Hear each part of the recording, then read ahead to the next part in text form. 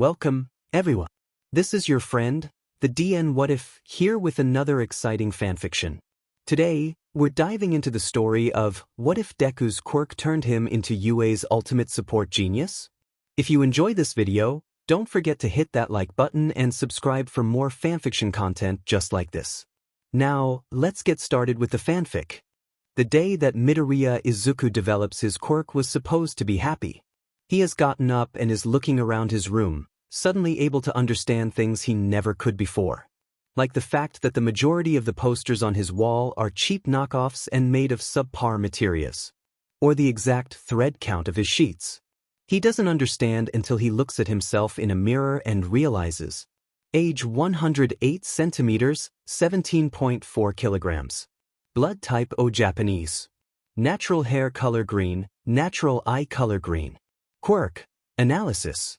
Can be used to understand anything eyes land on and increases intelligence to understand whatever the analysis says.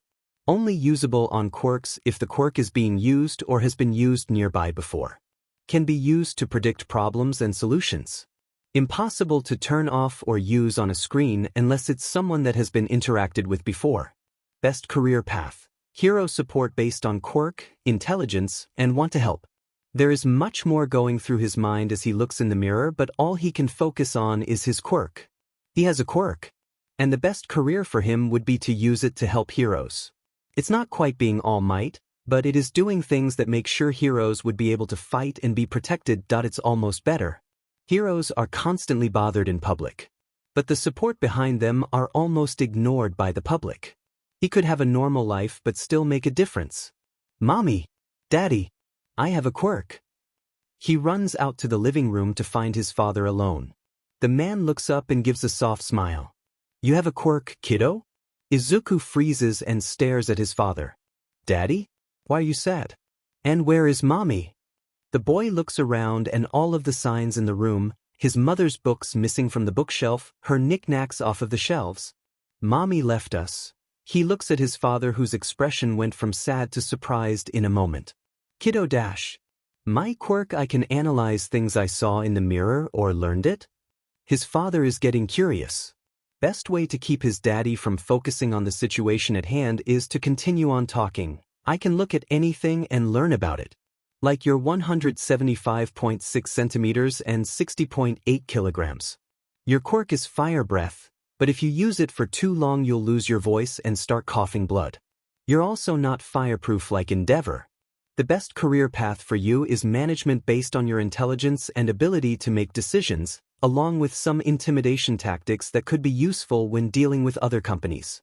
If you were to be a pro hero, the best gear for you would include a neck brace that would help your fires be stronger by releasing something flammable in the air in front of you in a directed spray, along with a fireproof suit with extra protection over everything but joints for mobility. Izuku takes a breath and looks up at his father's gaping face. His father is so impressed that he just grabs Izuku and twirls him around. The child laughs. And for a moment, everything is fine. But Inko has left. After the initial joy of Izuku having a quirk that can be so helpful, the two are reminded of the fact that she is gone now. Hitoshi doesn't know what to do. But his son does. We should move away so that you're not constantly reminded.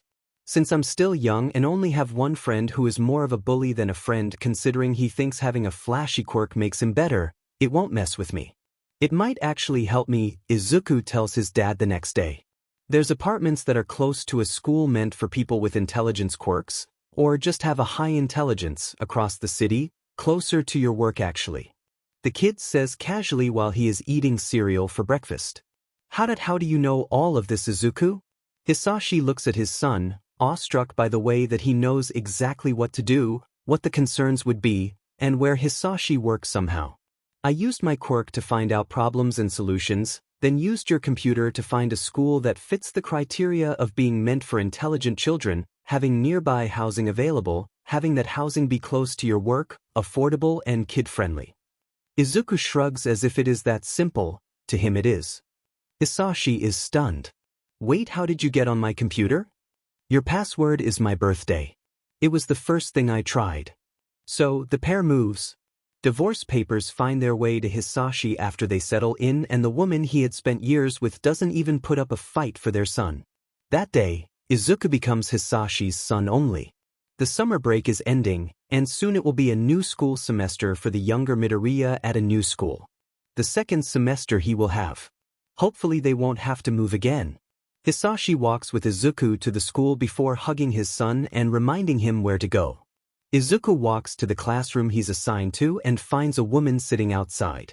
The information washes over him as he approaches and gives a smile. "Oh, are you Midoriya?" she asks.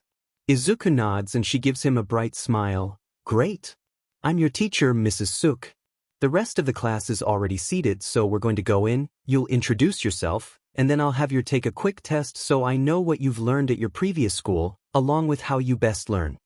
"Okay, thank you." Izuku follows her into the room of chattering children.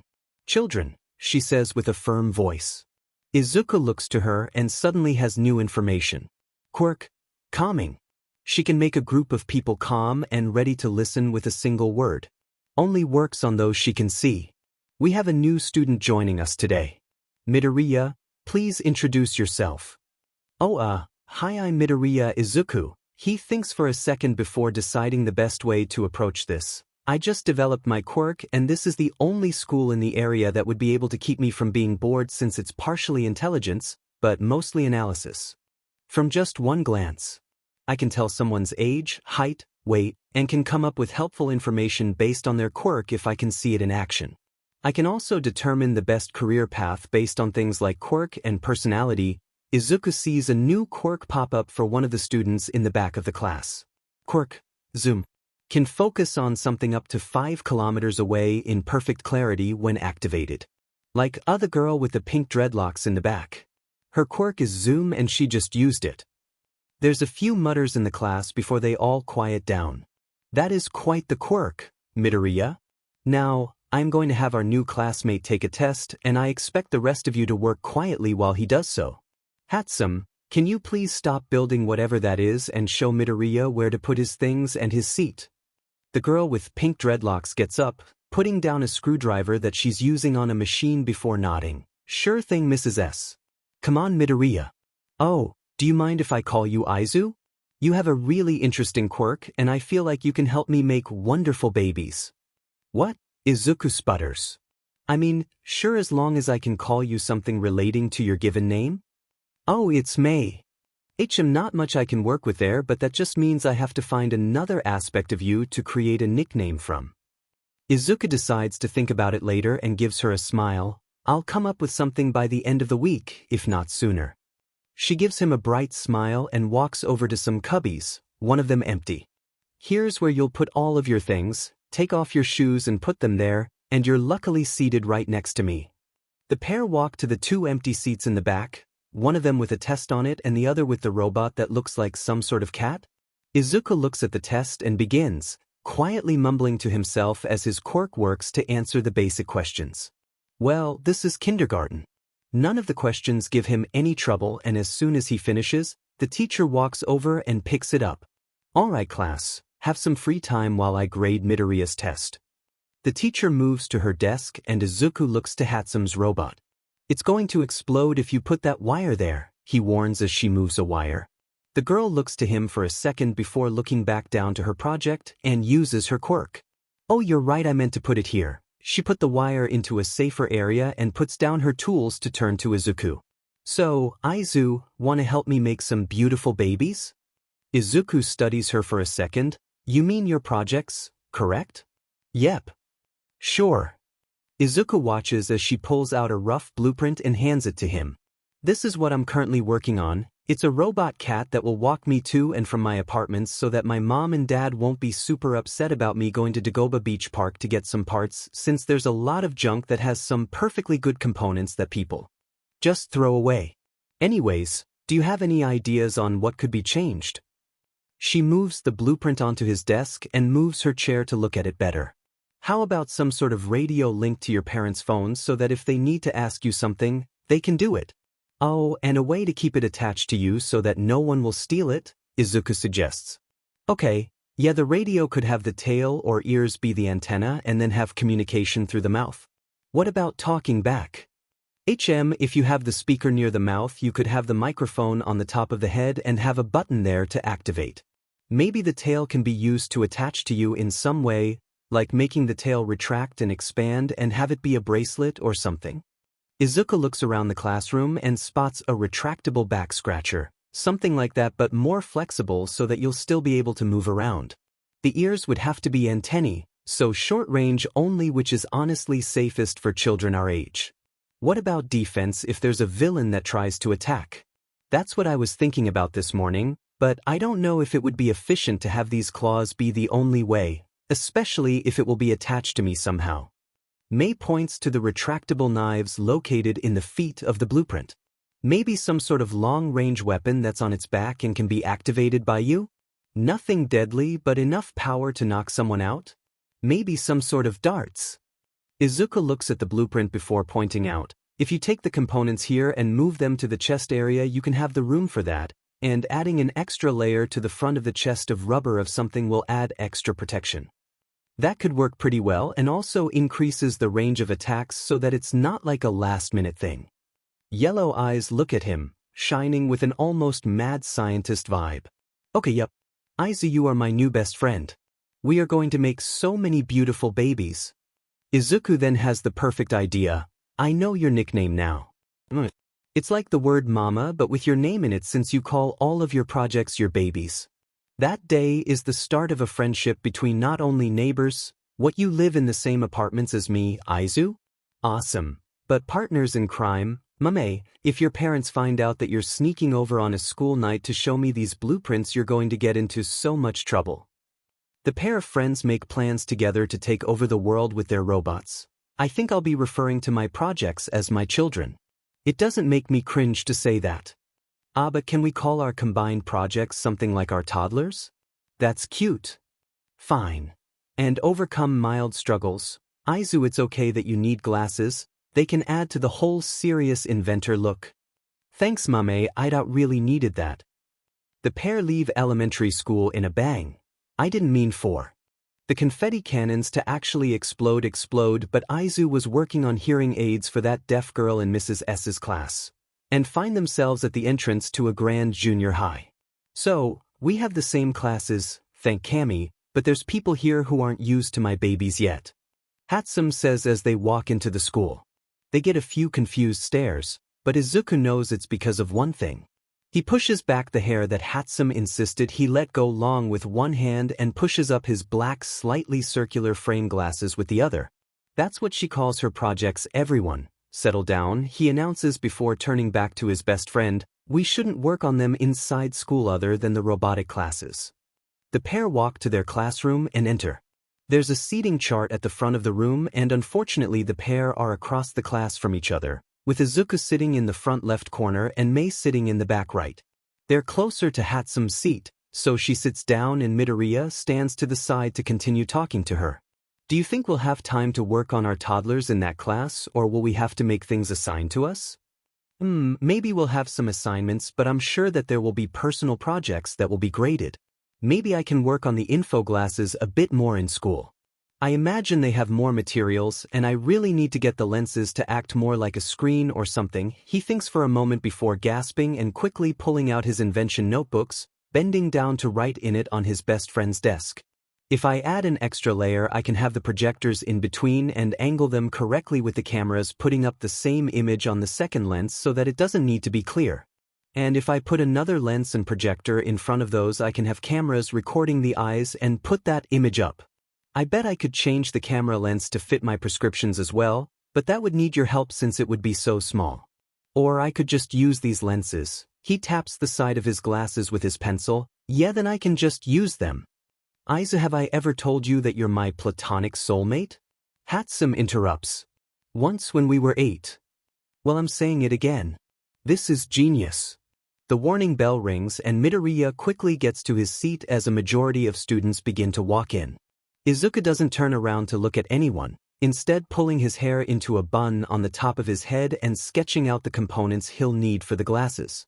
He'll probably connect them to the information satellite he and Mei sent up a year ago and have the glasses use the cameras with a recognition code to give information. He closes his notebook as a teacher walks in and looks up to see a tall, bored-looking man with no hair and a beer belly. Information flashes at him, but he ignores it. The need to constantly ignore things so that he can focus on class is annoying, he must admit. Hello class, I am your homeroom teacher, Mr. Rira. I'll be taking attendance now, so call out here and raise your hand. Be sure you're sitting in the assigned seats, and then we'll do introductions before we go to the school orientation and then lunch before all of your elective classes. Regular classes will begin tomorrow. The teacher calls out attendance and asks for volunteers to begin. It isn't a surprise that Hatsum is first. She walks up and grins at the class, looking slightly insane. Hello everyone. I'm Hatsum May and my quirk is zoom. If I focus I can see anything clearly as long as it's 5 kilometers away.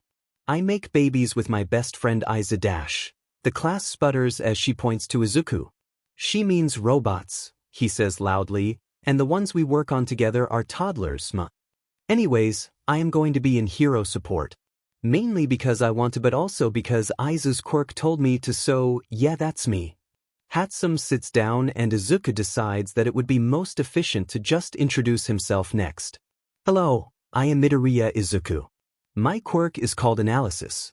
Basically, if I look at you I know your age, height, weight, blood type, best career path, among other things. If I see your quirk in action I can determine various things about it, such as strengths and weaknesses. I can also tell you almost anything about everything. Like the desks are 50% oak wood, 75% metal alloy consisting of aluminum and iron, and 25% plastic. I develop robots and technology in my spare time, which I call my children, and work on some with my best friend Mame, which are called toddlers. She calls her individual projects babies. I'm also going into hero support. Izuku sits down and decides that a quick note of all of his classmates' quirks as they describe it would be helpful in developing possible tech. Most of the students have quirks that would be useful in things like business or communications, but a girl with blue hair and matching eyes has a quirk that would make her an incredible chef, which gets Izuku's mind running. And there's only one person who could have the potential to be a hero, albeit an underground one.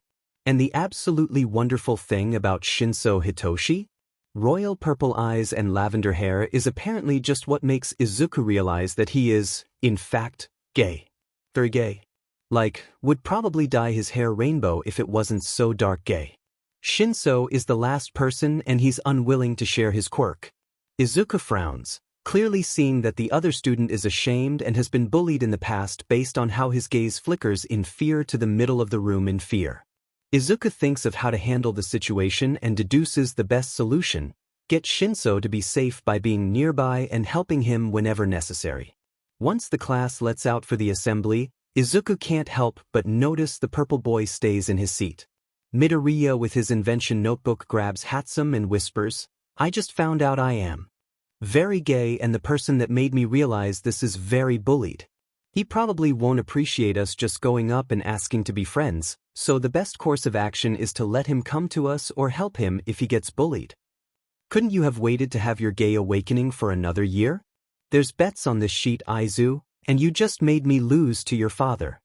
Mei whispers as she watches him glance at Shinso, who is about to walk past them. "Wait, you guys bet on this? What the F, Mame?" Izuku looks back to his friend, mild annoyance on his face as he whispers back. "It was pretty obvious when you wouldn't stop staring at that wing guy in 3rd grade. Izuku pales at remembering the slight flutter in his chest at the sight of white wings. "Your dad said this year, I said next, and my parents both bet on high school." The girl shrugs as Shinso stops at the door looking at them. "Are you two coming?" Mei turns to answer, "Yup, just give us dash."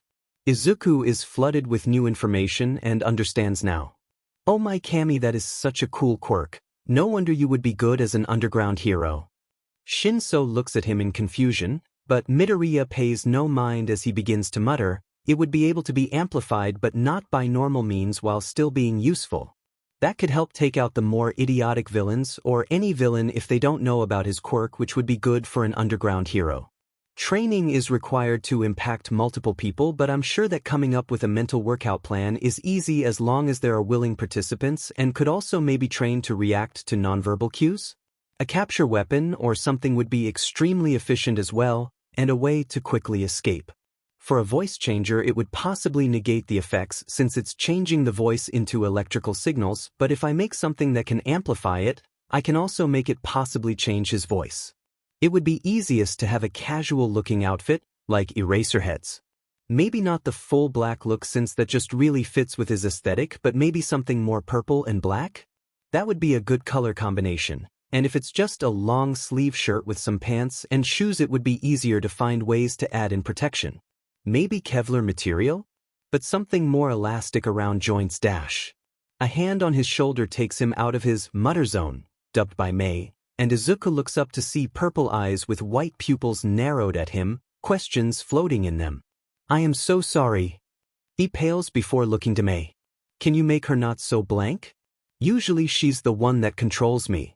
From the introductions this morning, I thought it was the other way around, Shinso states as he lets May go. It's sort of a mutual thing. Izuku shrugs and the pale hand lets go of his shoulder. We should probably get to the assembly. Hitoshi thinks that maybe these people could be nice to be near. Midoriya knows about his quirk and hasn't called up villain. Maybe Shinsu's dad is right. If a kid with an analysis quirk can say the best path for him is underground hero, then maybe he can be a hero. Maybe all of the bullies he's had for years are wrong. Maybe his birth parents were wrong. Perhaps Pops and Dad are right. Izuku looks at the taller boy for a moment, grabbing May as they begin to walk, following stragglers to the gymnasium. Why did you do that to Mummy? It was clearly for a reason. I wanted to see if what you said about your quirk was true. That is, seeing a quirk activate and being able to understand it. The boy shrugs and shoves his hands into his pockets. Oh yeah, I just get flooded with information and end up muttering a storm if Mame or my dad doesn't stop me.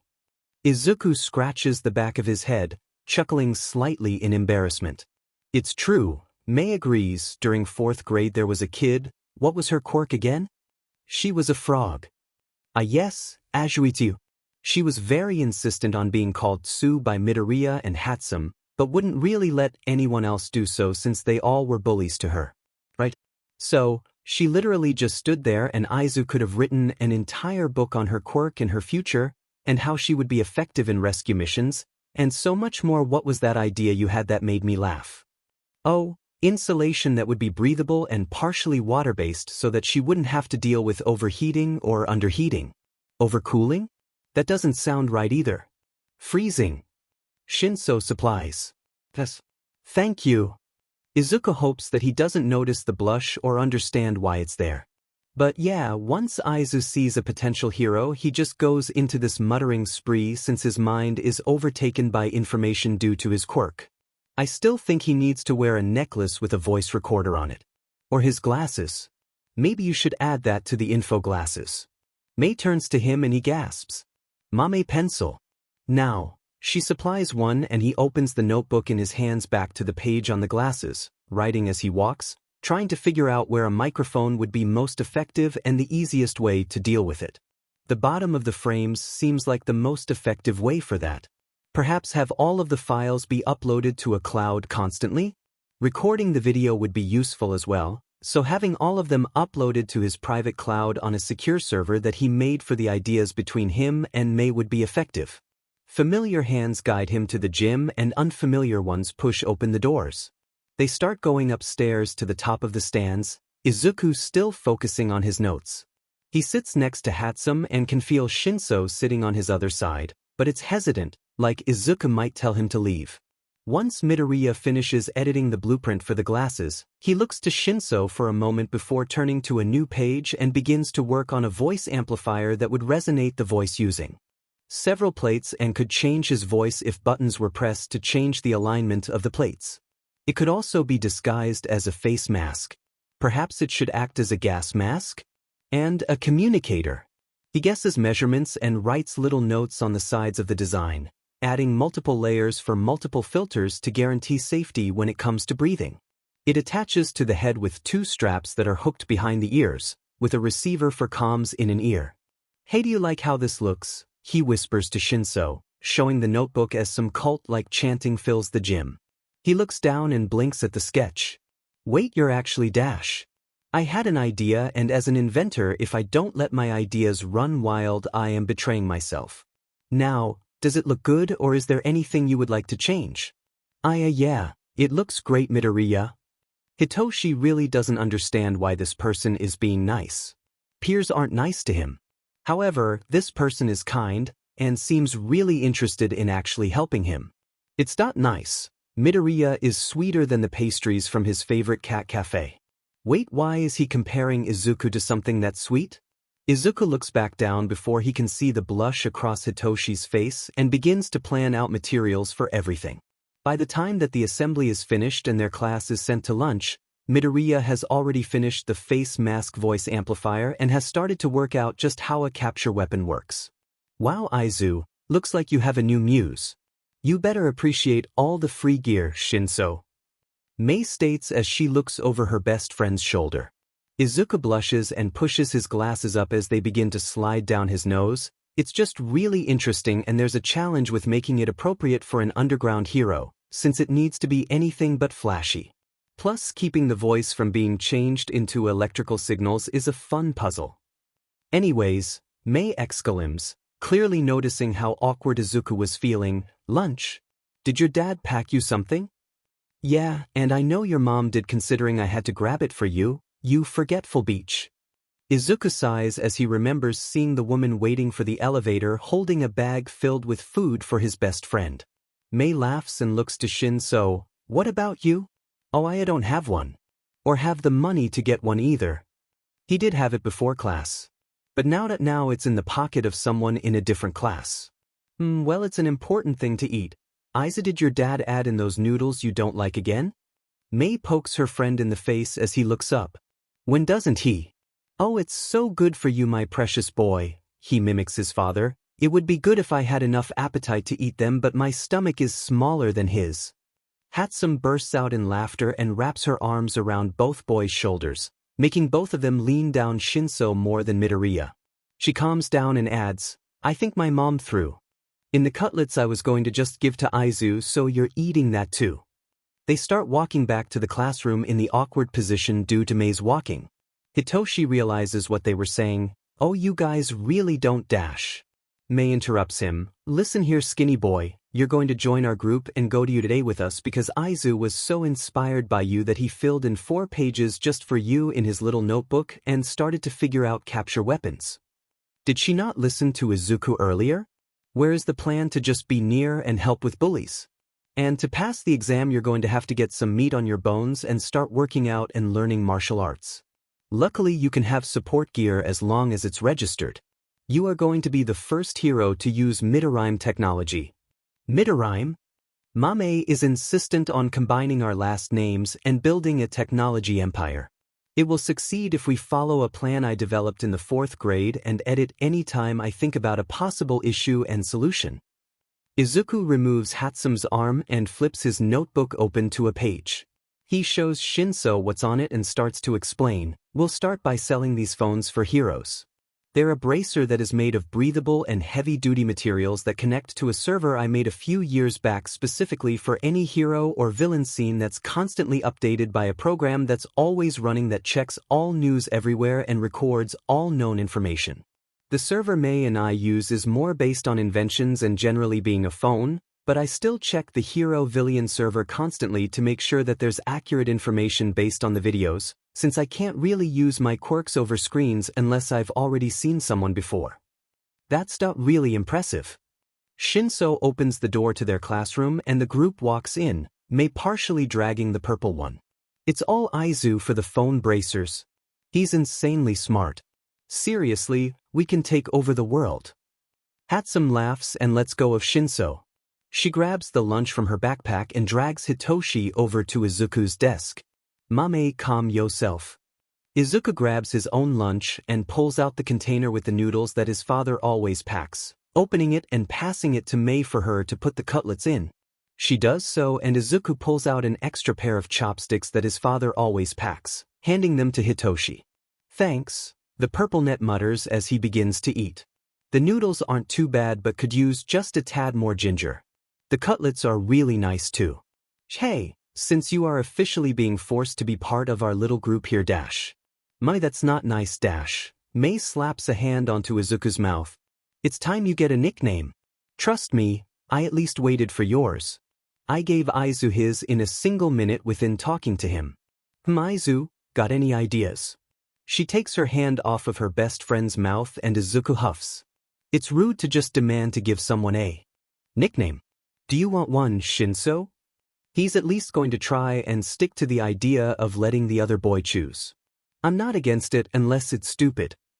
Shinso shrugs and takes another bite of the noodles. Izuku nods and narrows his eyes, trying to figure out a good solution. Since he's going to be the first hero to use our tech, something relating to hero would make sense dash. Yours is literally just the first syllable of your name, Shirnu says, but is ignored by Izuku. I had less than a minute, okay? Mei defends as she takes out a sushi roll after moving an ice pack and begins to eat. So something like hero would be good, but we could also go the underground route dash. Wow, he's actually making more than just one. Though I suppose we were in kindergarten and just forced one on him. Hatsum dips a piece of her sushi into some soy sauce and pops it into her mouth, ignoring the stare on her. No, that would be stupid. The last part of your given name would be easy to shorten down into something else. Toshi itself sounds nice, but deeper meanings can't really be applied without it sounding stupid. So I guess there's a choice of hero or Toshi, depending on what you want. Izuku opens his own food and begins to shovel it into his mouth after posing the choices to Shinso. Aizu, you're going to choke again. Mei tries to grab the food, but Izuku just leans out of her way and eats it all. I haven't choked for 4 years, Mame. He gets out after a minute. There's noises of concern coming from Shinso. I think I like Toshi more, he says after finishing the noodles and cutlets. Thanks for the food. It's not a problem, better eaten than thrown away. Since Mame is so insistent, there's a slight gasp that he ignores. I should probably hook you up to one of our servers to protect our ideas and stuff, mainly so no one will hack you, find out our ideas and then steal them. Maybe make you a phone bracer too.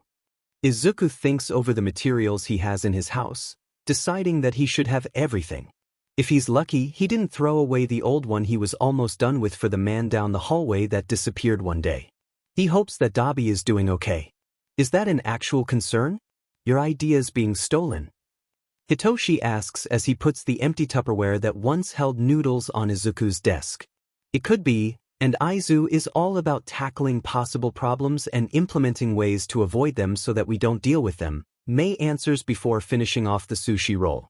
It's better to be over-prepared than under. Izuku defends as he pulls out a strawberry calpico and begins to drink the sweet drink. Toshi, where do you live? Mei slaps her hand over Izuku's mouth before he can protest. A dash. Mei continues before he can say anything. Kas Aizu and me live at the Sunrise Apartments over by Dagoba, and it would be easy for us all to meet there to do any tests Aizu wants and maybe training, but only if you're close, otherwise we can meet. Somewhere else dash. I live in the same apartments. I just moved there. Hitoshi says once his brain processes her words. Oh, awesome. We can all just meet up and head over to Dagoba together since we have been banned from working at home. Mei lets go of Izuku's face and steals a sip of his drink. Plus we can all walk together. It will be bonding. I don't know how much bonding walking together can give, Shinso says looking at them. Oh, trust me, it's a lot. Sure, Aizu and me hit it off instantaneously, but a lot of our inside jokes come from things we say when we walk together. I mean, we've been doing it for years now too. And since you are officially part of the group, that means you are going to too. Mei jumps up for a second before sitting back down and pulling out a small chocolate bonbon before eating it. Izuku sighs and turns to Hitoshi, sorry about how rude she is. She's really just excitable, I suppose would be the correct word. He quickly redoes his bun, combing the hairs that have fallen out with his fingers back into a ball on his head. Shinso thinks about running his hands through the hair before snapping himself out of the thoughts mentally. It's that fine. I've never really had a lot of friends, so it's nice actually. Shinso confesses with a slight color to his cheeks. Izuku smiles and feels his heart flip at the pink on his new friends and possible crushes' face. Izuku opens his notebooks to the sketches he had done during the assembly for Mei to look over. Do you think we'll need to order any parts, or will we find most of it at the beach? I still need to get the camera and projector parts for the glasses since I'll just use old glasses for most of the lenses other than the ones I actually need to see through. He taps the side of his glasses, and then I need to get the code for eye tracking tested again, since last time there was false reads of them moving. Oh, I'm also adding in those suggestions you made for infrared and night vision, though I don't know if I'll be able to try and mimic your quirk or yet. Before he can get more off track, May answers his question. I think we'll be able to find all but the fabrics at the beach, but I'm sure that we can use those coupons with no expiration date printed for this. After all, this is a pretty big deal. Yeah, and to be fair, most of it will be cheap enough that I can still get the cameras. I bet if I tell Dad it's for someone that's not you or me, he'll be willing to buy it. Especially if I tell him it's for a new friend. Midoriya glances at Shinso with a smile. That man is such a sap. May gives a rice ball to Hitoshi and eats a second one. The boy quietly thanks her and nibbles at his, finding the random pieces of salmon inside to be quite pleasant. Yeah, but you love his food. Speaking of, are you coming over tonight after we do repairs? Izuku drinks some more of the strawberry drink. Maybe. Oh, Toshi, you need to try Hisashi's cooking. Well, I mean, you technically did, but something other than this single father trying to make his son eat more than he can handle thing. Only if you want to, Izuku adds. Oh, a maybe? Shinso will need to ask his dad and pops, and they'll probably want to come over too since really these are the first friends he's made, even if it was kind of forced upon him. He finds that he doesn't really mind though, if he can be near Izuku. And May is very kind if energetic. It's a nice change from elementary school. Izuku goes back to his notebook and thinks aloud, I bet I could try to make my own filters for the gas mask part to make sure that it's really effective. There will already be a particle filter since there will be a partially fabric area, then I'll need some activated charcoal in there. Maybe sewn into the fabric section? Oh, and then I can have the voice come out from next to where that will be. Yeah, that should work. I can't exactly put in too many chemical filters since I don't exactly know what chemicals there will be and we want to avoid a face explosion. Those hurt like a beach.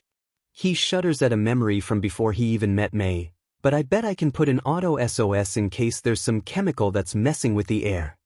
I think we still have a lot of those activated charcoal tablets that Mom used to take. Had some offers. Great, I'll just steal those since she hasn't taken them for years. Izuku nods and turns to Hitoshi. The other is very quiet. Or perhaps he's just unable to contribute. Toshi, we should figure out a way to physically train you since the exams at UA are for quirks that aren't a mental thing. We can probably figure out a weapon best suited for you and then use that somehow. I'll need to find a plan that will help get you into a body better suited for fighting and also a plan for learning how to fight, but I bet that will be easy. Thanks, Aizu. Hearing the gentle voice say his nickname makes Izuku grin and a slight heat come to his face. May leans in and whispers softly, Gay. Hatsume. Izuku squeaks as the heat in his cheeks warms up and spreads. He covers his face and falls out of his chair, hitting the ground with a thud. Hey, I've been waiting for you to figure this out for years. And since you messed up my chances of money and doomed me to doing dishes for 3 months, I'm going to tease you all I can. She pulls him up to his seat again. He sees Hitoshi's confused face and internally sighs in relief. Sorry, my personal revelations don't fit to your agenda. Izuku huffs and just chugs the rest of his drink. Oh my Kami, you actually finished it instead of just handing it to me. Izuku just sticks his tongue out at her and puts his hands to the side of his face, waving his fingers like a fish's fins. The bell for lunch to end rings and Izuku turns to Hitoshi. Meet us at the gates after school? Sure thing. All right, come on Aizu. Let's go see if there's just a bunch of amateurs in our mechanics and robotics classes.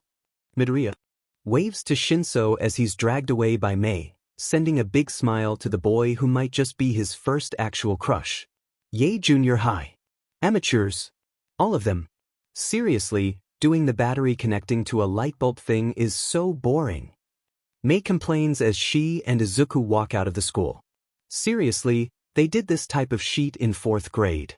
Mame, not everyone has been creating inventions for as long as you have. Sure, I've got several years on them, but you've still been doing it longer than me. Izuku Kami states as he tries to be discreet about looking for gravity-defying hair. Okay, but you knew how to fix Moriniko's design so that it would be better by glancing at the blueprints. I bet none of them could understand a single one of our blueprints, Mei insists. Izuku sighs and walks over to the gates of the school. I wonder where Toshi is. He changes the subject. Midoriya looks down and sees several footprints in the dirt next to the sidewalk, and something that suspiciously looks like another person being dragged. Oh shit. What Aizu? Mei says as she puts her arm on his shoulder using him as an armrest as she holds her face in her hand. Remember how I said maybe bullied? That, he points to the dirt, looks a lot like someone getting dragged away by a group of bullies. Oh shit, Mei hisses. Do you have anything that can help get a bunch of bullies away? Izuku asks as he follows the tracks with his eyes, going behind a school building. No, not really. At least nothing that wouldn't hurt Toshi too, Mei says as she takes off her backpack to look in it. Yeah, nothing. F dash. Izuku pushes his glasses up to his forehead as he pinches the bridge of his nose. Okay, let's just maybe if someone comes up to try and stop it they'll leave him alone, he says hopefully. He really doesn't want Hitoshi to be hurt badly. The pair follow the tracks in a speed walk, and find a group of people over something, the sound of skin hitting skin loud in the air. Hey fuckers! Mei yells at them, anger in her voice. Her best friend's muse and crush is in the center, she knows it. And while she might have no right to be, she's protective over things that can make Izuku happy. The group looks back and Izuku can see lavender hair. Oh shit, it's those crazy inventor kids, one of the group says. Scatter! Another yells and the group disperses, leaving a bleeding and beaten Shinso Hitoshi in their wake. Izuku and Mei run over and sit next to their friend, Izuku scanning the injuries, paying attention to what his Quirk tells him. Okay, nothing too bad that it needs stitches, just some bandages. Mei, do you have the first aid kit? He asks as he gently moves Shinsu's face using his thumb and pointer finger to hold the boy's chin and move his face around. She wordlessly passes the kit from her backpack and Izuku opens it, making sure that they have what they need. You guys don't need to dash, Hitoshi begins, his voice low. Yes we do. You're part of our group now and that means you get first aid from Aizu. Mei rebuttals before he can even make an argument. Her voice softens with, we're your friends Toshi. We don't need to do things to help you, we want to. Okay, this is going to sting a bit, Izuku says as he soaks a cotton pad with alcohol and begins to clean a cut on his cheek, focusing on cleaning it. There's a slight hiss of pain that only lasts for a second. Hitoshi just silently lets Izuku take care of him, his violet eyes scanning a freckled face in concentration. Green eyes are focused on the cheek, something he has only seen in Pop's and Dad's eyes in there. He tries to count the freckles to distract himself.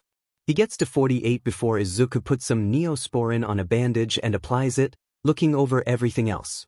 Are you in pain anywhere else? Midoriya asks with concern in his voice. No thanks Aizu. Hitoshi mumbles.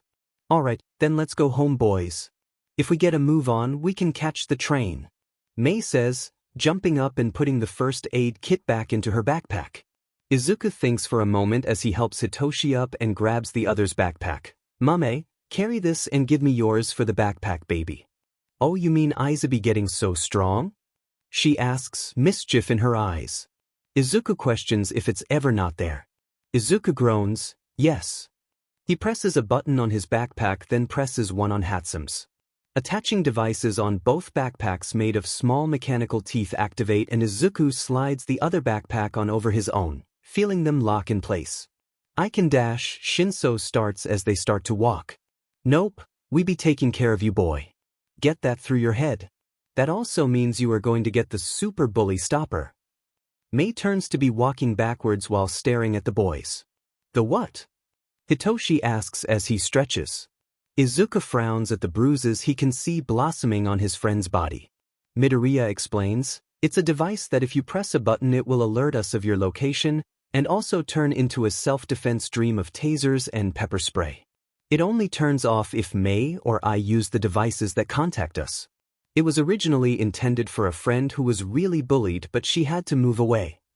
The group get onto a sidewalk and start making their way to the train station, Hatsum turning to be walking like a normal person. It's one of our toddlers, so it has an extra punch to it. A passerby looks at them in confusion and Izuku sighs, pushing up his glasses that started to slip down his nose at some point. One day I am just going to make you a shirt that says, "My babies and toddlers are my robots." Wait, why haven't I done that already? He looks at the sky as if it will tell him why. Instead, the response comes from May. Because then I'd create a shirt that says, "I call my robots children and toddlers." May teases. We were 5 and I wanted to fit the theme. Izuku grumbles as he takes his long hair out of a bun at the top of his head and pulls it back into a messy ponytail. Some hair falls into his face, the dark green curls at the edge of his vision. Hitoshi finds himself wanting to push them back and stare into green eyes before leaning forward and, nope, abort someone distract him. "Oh Toshi," the boy almost sighs in relief when May starts talking. "Isaac came up with a few plans for you to follow so that you'll be ready to enter UA in a few years. Sheet, more reasons that this green bean is precious.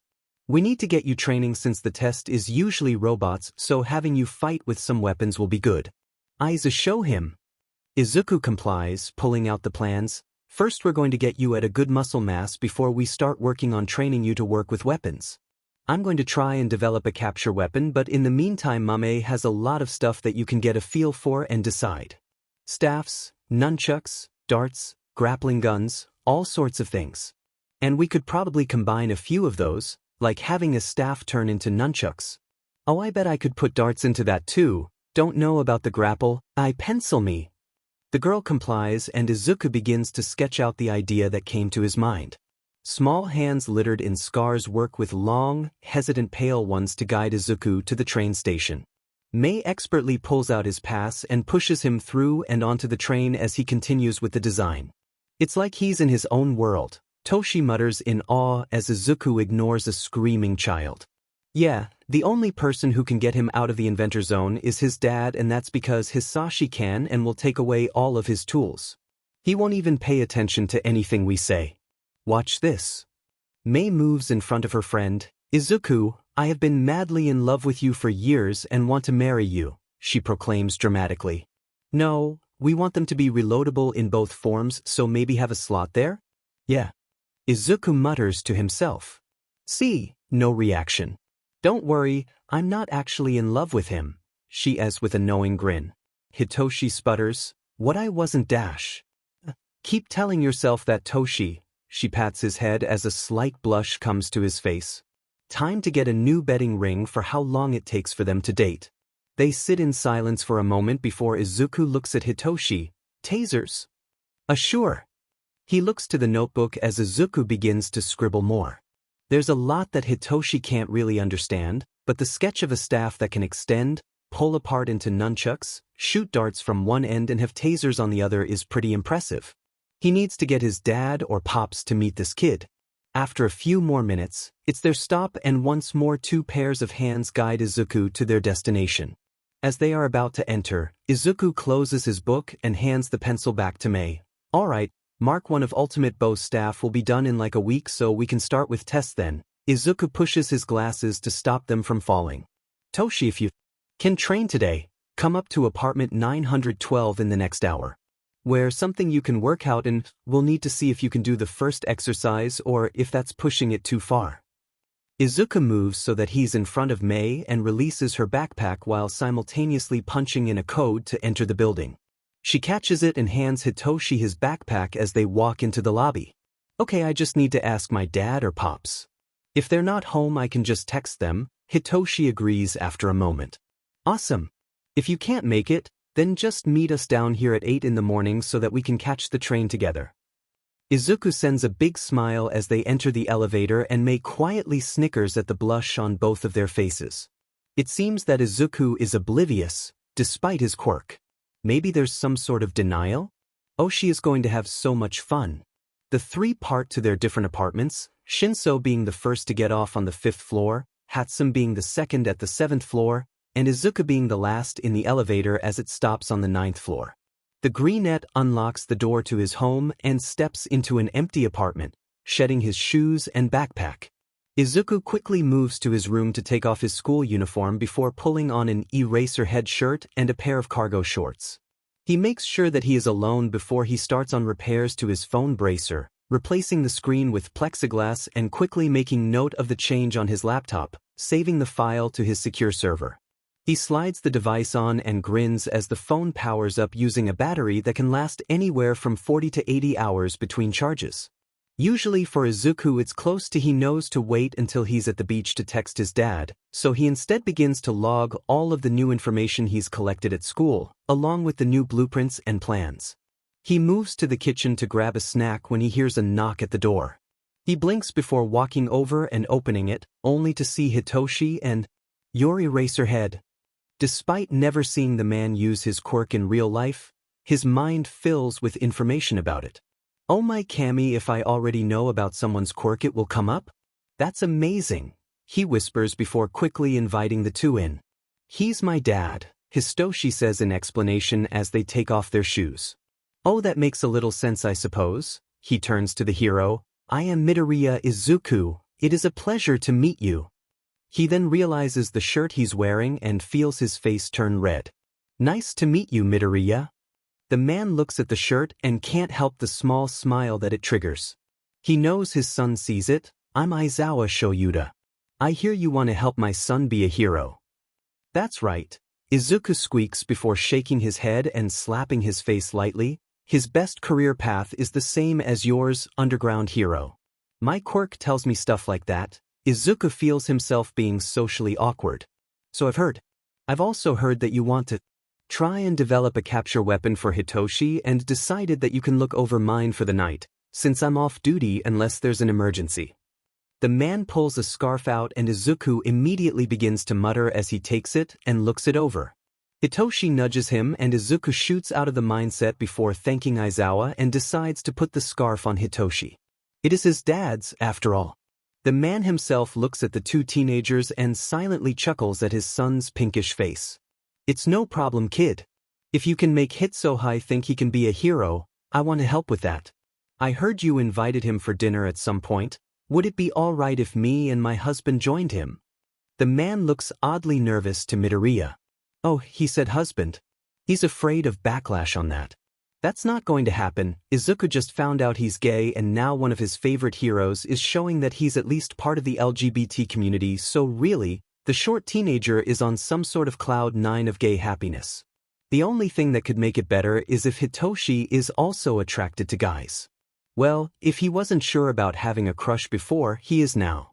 As he's thinking all of this, Izuku tells the hero, oh absolutely, I'll just have to tell my dad beforehand. It would probably be best if you also met Mamie's parents too. She helps me with some of my inventions and has a few of her own that are going to end up helping Toshi too. Izuku scratches the back of his head as he begins to think about schedules aloud. Let's see, Mamie's dad has one of his long shifts tonight and tomorrow, and my dad doesn't need to go out of town until Friday and won't be returning for almost 2 months. So the best day for everyone would be Thursday, I think? Does that work with you, Aizawa? I'll have to check, but I can let you know when Hitoshi comes home, the off-duty hero responds. Awesome. Izuku bounces on the ball of his feet. He smiles at Hitoshi, who sends a smile back. Well, it was nice to meet you, Midoriya. Hitoshi can come home whenever, just don't get in trouble. Aizawa looks between the two of them. He wonders if Hitoshi realizes what is apparent to the man that raised him or not.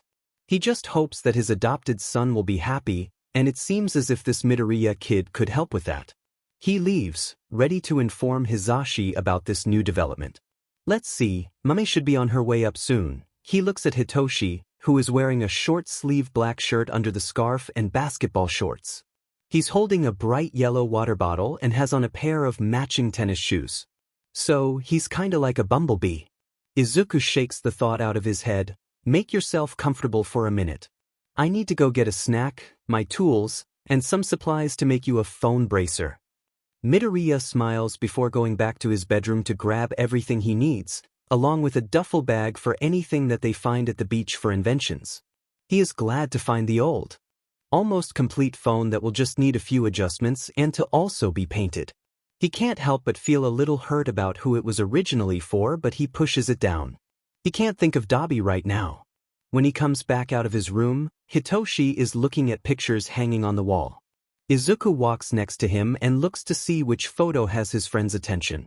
It's an image of Hisashi and Izuku when Izuku was a baby. There's clearly someone else cut out, the only hint of them being a hand brushing back the younger's dark green curls. Izuku thinks for a moment before deciding that he wants to tell Hitoshi, "My mother left us the night before I developed my quirk and got a divorce with my dad once we moved here. She never gave us a reason, and frankly I don't care if she had one. She didn't even fight to try and be in my life, so why should I care about hers?" Izuku takes his hair and lets it out of the ponytail and shakes his head a little to let it settle. "Why are you telling me this?" Hitoshi asks after a moment, looking over at him. "Because you're my friend and I trust you." Izuku smiles as he pushes some hair behind his ear and huffs at dirt on his glasses. "You have no reason to." Hitoshi is concerned at how easy this person trusts him. He's never trusted anyone this quickly. It's endearing, and he can't help but feel like Midoriya will quickly find a way into his heart if he keeps on helping. Maybe it's okay to trust him. Maybe it's okay to like his company. Maybe it's okay to have friends. Izuku begins to clean his glasses, the world around him becoming blurry and lights starting to starburst due to astigmatism. My quirk says otherwise. I know untrustworthy people. A memory of an old friend and explosions come up, but Izuku fights past it and the panic it brings. You're not that. You're not asking for us to make you things. You're actually quite against us helping you. I'm guessing it has something to do with those people who were beating you up. Speaking of, the greenette puts clean glasses on and runs over to a closet filled with gadgets. He pulls out 2 small boxes and a larger box. Here's the Super Bully Stopper. It's a few years old, but this version should do the trick for now. We'll still have a test to make sure it's still functional, but I have the blueprints on here. Izuku shows the bracer and pulls up the design. See? That's really cool actually. You called it phone bracer? And the blueprint. Both are cool. Hitoshi blushes and Izuku smiles. Thanks Toshi. I'll be making you one. Actually, let me measure your wrist and forearm for this. Izuku grabs some measuring tape from his shorts and takes the necessary measurements, noting them on his phone. He moves to the kitchen and grabs a few granola bars, along with a small bag of chips. He puts the bars in his bag and starts to eat the chips. Mei walks into the unlocked apartment, standing near the entrance. Aiza, let's go. Oh, hi Toshi. What's with the scarf? Oh, it's my dad's, Hitoshi explains. Izuku decides to keep quiet on just who Hitoshi's dad is and test if Hatsum is too dependent on him. It looks a bit like Eraserhead's captured at weapon. Her eyes look between Izuku and Hitoshi. Okay, Aizu has his, I just saw a hero up close, face, and you're wearing Eraserhead's scarf and called it your dad's scarf. Oh my Kami, you're Eraserhead's kid. She looks at him in the eye as he nods and then turns to Izuku. After studying her best friend for a moment, she nods. Alright boys, let's go to Trash Beach. The group leaves the building, Izuku studying the capture weapon as it sits on Hitoshi. Izuku is once more in his notebook as he looks at the scarf, and the only thing keeping him on course is the scarf he's holding as he walks. He doesn't pay attention to the voices around him, focusing on the analysis of the material. Carbon fiber, a metal alloy creating wires, and when he finds a port and connects it to his phone, using the wires that are part of the phone, a stream of coding. Understanding the coding is a little difficult. It seems to make the scarf react to body movement, but it isn't a clean code. He realizes it after a moment. It's a code that writes itself to make it more effective. It also seems to only be able to work with Aizawa, since the apparent base code is based on the man's body and attack style. So, he has to write a code that will evolve by itself that will work best with Hitoshi in mind. It will probably take a few attempts to find out how to get it correct. But if he saves a copy of the original code on his server and then just edits that based on the issues that present themselves, he will be able to get it complete in a year max. Also, having it autosave to the server anytime that it evolves can help keep things that are effective, so he can just weed out what messes up and put all of the same evolutions in. When he looks up, they are almost to the beach that Izuku and Mei have been going to almost daily since they were kindergartners. Izuku turns to the workout regimen in his book and begins to talk to Shinso as the boy takes off the scarf. So, today we're just making sure that you can do this. You're going to first stretch then run for 20 minutes, since running in sand is really difficult. Then we'll get into the rest of it, Izuku explains. He then turns to Mei. Do you remember where those old dumbbells were? She thinks for a minute. Yeah, want me to go get them? Please and thank you, Izuku says as they walk through the trash to the edge of the beach. There's a medium circle cleared of any trash by young scavengers in need of a place to get parts and work on projects, about 1 kilometer in diameter. Mei branches off to go get the dumbbells and Izuku moves to the center, where there is a table. He puts the duffel bag down and starts to work on making a new phone bracer following the measurements he recorded. After a few minutes, Hitoshi comes up to him. Where am I running? The circumference of the clearing. Here. Izuku opens a timer on his bracer and sets it to 20 minutes before looking up. Tell me when you're ready to start and I'll start this timer.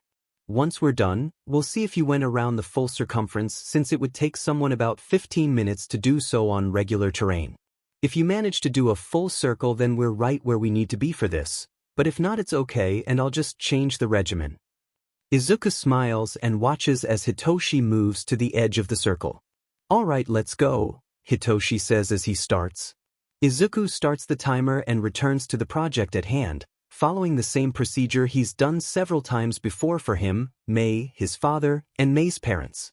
He feels himself get lost in the process, putting together pieces that are made for each other.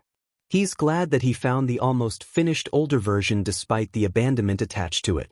He just needs to change the glass to plexiglass and add in a few hardware changes before getting software installed. By the time that the timer rings, he's just needing to combine the bracer and phone before entering the code. He turns to check where Hitoshi is in comparison to the circle, and is pleased that the boy is only a few steps away from his starting point. Good job, Toshi, he exclaims as his friend takes a drink from the water bottle, breathing heavy. You did almost the full circle. That's really impressive in this terrain and time. Ugh, thanks Aizu, Shinso responds. He looks to his friend, and feels his heart do something weird at the happy smile his friend is wearing. I do not need to be having any gay crises today, heart. Stop it, we already aborted the thoughts before, abort these ones too. Mei comes back into the area, carrying 2 10 kilograms weights. Here you go, you BSRD, she says to Izuku, putting the workout equipment on the table. Not a BSRD, they were married when I was born, is the reply as he looks back down to his notes. Okay, Toshi, take a small break. Do some stretches, make sure your heart rate doesn't go down too much. Mei, grab the sheet metal we use to test babies, toddlers, and children on. Once that's out, Toshi, you're going to try and do some push-ups. It's okay if you can't or need to put your knees down, but do 10, Izuku instructs before going back to his child. Why am I doing all the heavy lifting today? Mei complains as she moves over to a part of the junk and starts dragging a thick meter square of metal. Because I'm about to finish Toshi's phone bracer and you aren't allowed to work on my children. Izuku responds easily as he connects wires in the actual bracer to the wires in the phone. Just need to add the screen and put in the code. But we've been here for like 25 minutes? Mei huffs out as she finishes moving the sheet. I had a Mark 7 that was almost done for that guy down the hall, just needed to add a few things. Oh, also I need to get plexiglass on everyone's. And text Dad. Izuku thinks for a minute. Do we still have purple fabric paint? Yeah, I think so. Mei moves over to look at Izuku's progress and nods. Good. Izuku looks up and watches Hitoshi for a second as the boy shakily does a push-up. Is the metal too hot? He asks, suddenly aware that could be an issue. No, it's actually kinda cool, Hitoshi says as he pushes himself up. Okay, great. I'll come over and help you with the rest when the code is being uploaded. Izuku quickly slides the phone component in place and adds the screen. He connects the device to his own phone and takes the device off of him, quickly starting the process of moving software onto the device. He gets up and walks over to Shinso with his notebook in hand and watches as the other teenager finishes the push-ups. Aizu, why? He groans as he rolls on his back. So that you can be an amazing hero. Tomorrow we'll actually be training your quirk, since I think that if you try hard enough you could activate it if someone laughs or something, and your body will need to rest. Izuku moves to a different page in his notebook. Start doing sit-ups. I'll hold your feet down and tell you what we're going to be doing with that, he instructs. You're going to do 20.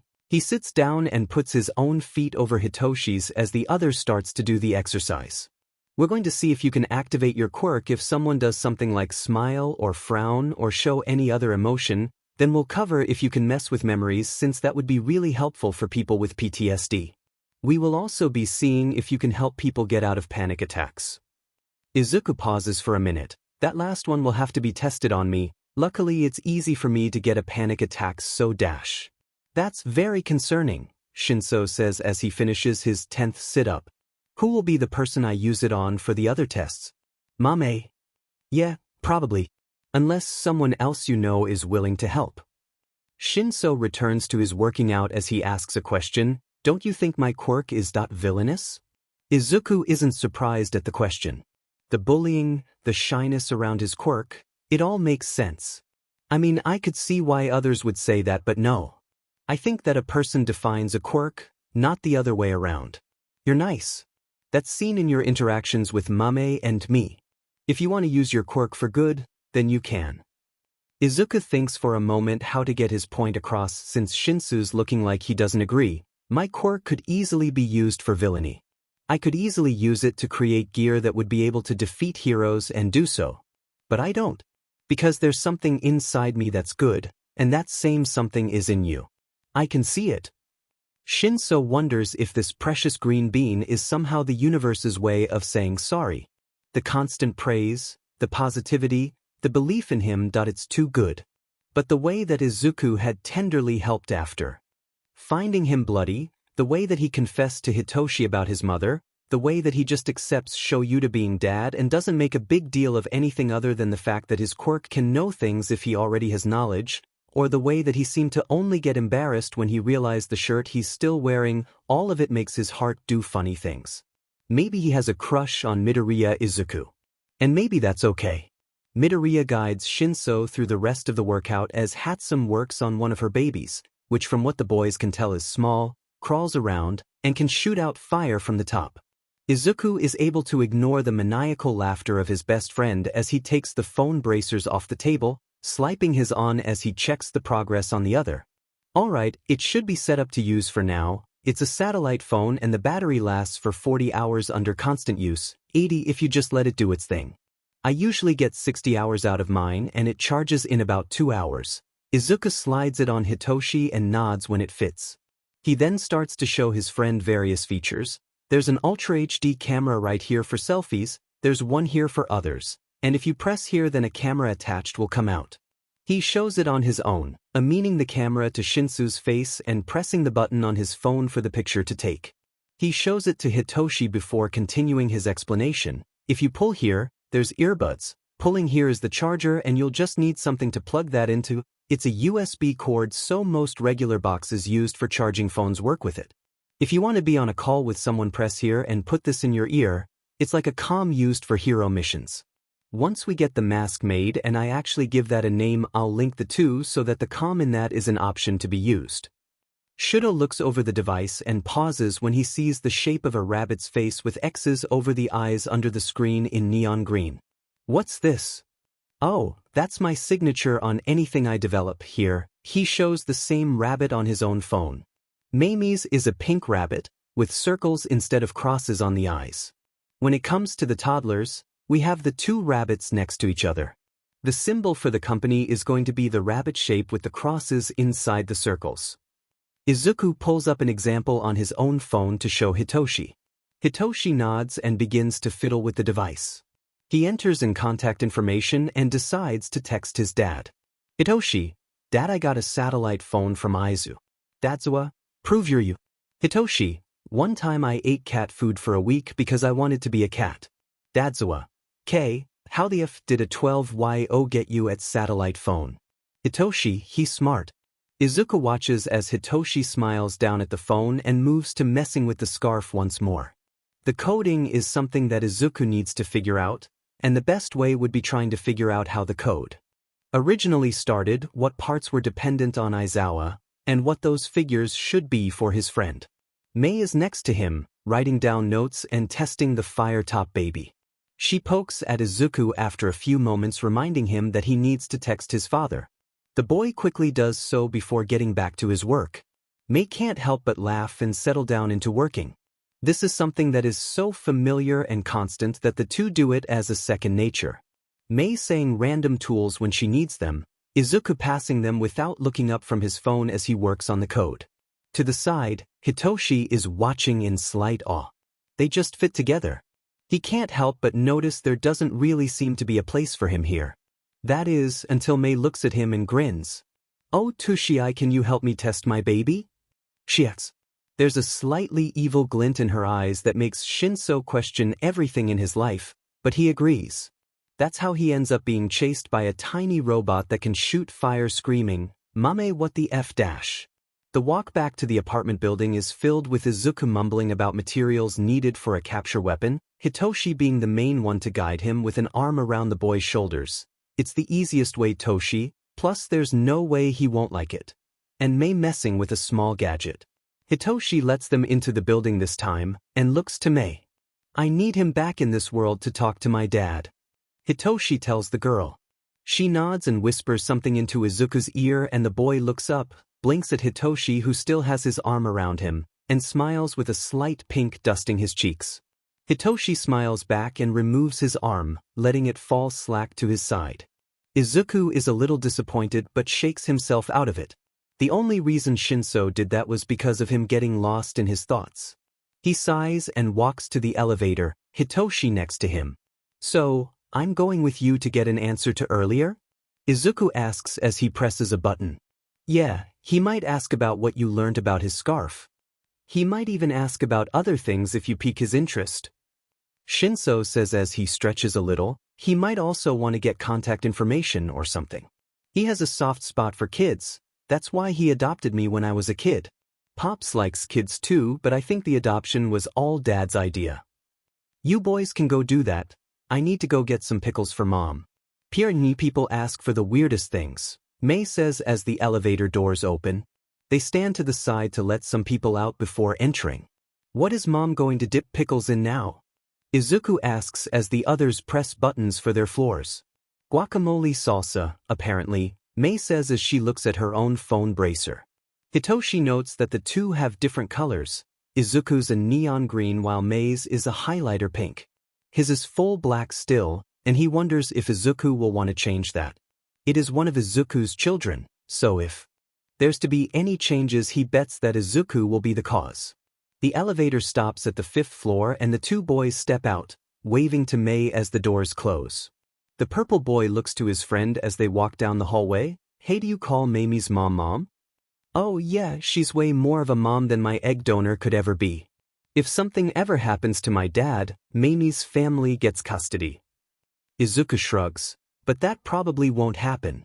Like yeah, Dad goes abroad for work in various countries, but he always has someone with protective quirks nearby. Hitoshi nods and stops in front of an apartment unit. Hey, you're 4 floors directly down from me, Izuku says, noting the number as Hitoshi double-checks the number. I guess so, Hitoshi says as he opens the door. The two step in and Hitoshi offers some house slippers. Just trust me on this, Dad or Pops is going to basically interrogate you. Izuku slips off his shoes and slips on the slippers, following Hitoshi as he calls out, I'm here and I brought Aizu. Aizawa walks out of a room in a purple sweater and yellow sweatpants, looking at the two children. Hitoshi, go take a shower. Midoriya, why don't you tell me about what you learned? Izuku nods and Hitoshi raises his eyebrows at his dad before saying, no scaring him away, I get to tell my own tragic backstory, just ask him about the capture weapon and inventions or helping me. I agree to those terms, Shoyuta says before turning to Izuku, would you like some tea? Izuku nods and is gently pushed by Hitoshi to a couch to sit before the other boy goes down a hallway. A cat jumps up on the couch to sniff at Izuku and the boy smiles, slowly offering his hand to the feline. It's a fat tuxedo, the white on her face starting between her eyes and going down, fully covering one of the areas whiskers protrude from, and covering half of the other. Her chin is black and her throat is white, going under a purple collar which has a simple bell on it. White starts up once more on her chest covering her entire stomach and some of her upper legs. Each of her paws are white, the pale fur varying in length up. The rest of the large cat is mostly black with a few stray white hairs. Her tongue sticks out just a little, one of her fangs is missing with the other poking out just a tad, and her yellowish-green eyes study Izuku before butting her head against his hand, letting him scritch behind her ears. The cat begins to purr and settles next to Izuku, letting her head rest on her paws and weight press into his thigh. He pets the fur baby as Aizawa comes back with 2 teacups, setting them down on the table. Ah, Moo Kitty likes you. That's actually kinda rare. She's more skittish than most. Aizawa stares at the cat before turning to the boy. So, what can you tell me about the capture weapon? Izuku takes a sip of the tea, nodding at the taste and begins to talk. It's made of a carbon fiber with a metal alloy that is manipulated by a code that appears to be self-evolving based on you, your fighting style, and capture. The base has a few figures I've found to be dependent on you, like height, arm length, weight, that type of stuff. If I aim to make one for Toshi, I'll need to take the base code and adjust it for him, and then make sure that the code actually works and have it save backups to my personal server anytime it evolves itself so that if I do mess up something I'll be able to figure out where I went wrong and fix it. He looks up at the hero, who gives him an approving nod. You just told me more than the actual support company that made it. Good job, kid. Izuku can't help but grin at the praise. Aizawa's lips quirk up for a second before he continues. Now, what exactly is with the satellite phone thing? Oh, that's a phone bracer, here's mine. He shows it to the teacher, twisting his arms so that the father of his friend can see the screen. It's one of the things that my inventing partner Mame and I wanted to make, but I'm better at making non-combat items. Did I mention her before? At Aizawa's nod, Izuku continues, Mame and I are going to develop a support company, and this is going to be one of the main products we'll make as a sort of mass production for heroes and civilians, with differences in what abilities they have. For example, mine, Mamie's and Toshi's are all connected to a server with inventions on it, Toshi mainly because I'm going to ask him questions on designs I make for him. Toshi and I are also connected to a hero-villain database that updates with any villain or hero that can be seen on the news, though I do double checks on that when I can, usually Saturday mornings. The civilian models our parents have are just connected to a satellite Mame and I sent up about a year ago, with approval of course. All phones connect to that one so that they can be used wherever since that's a pretty important thing in my own opinion. So you gave one to Hitoshi because you want to help him? Aizawa is impressed. This child is working like the support companies that create gear for him, and he's barely in junior high. He needs to help this kid somehow. I actually have some ideas. Luckily I was able to get them onto my server earlier, so let me just pull them up and I can see if the new hologram actually works. He sends Aizawa a grin and looks back down, whispering to himself, at least I stopped the fire from coming out. Why is it that any time May ends up messing up something fire is included? This is why she can't work on you. He whispers the last part to his phone before pressing another button and turning his arm, a hologram appearing.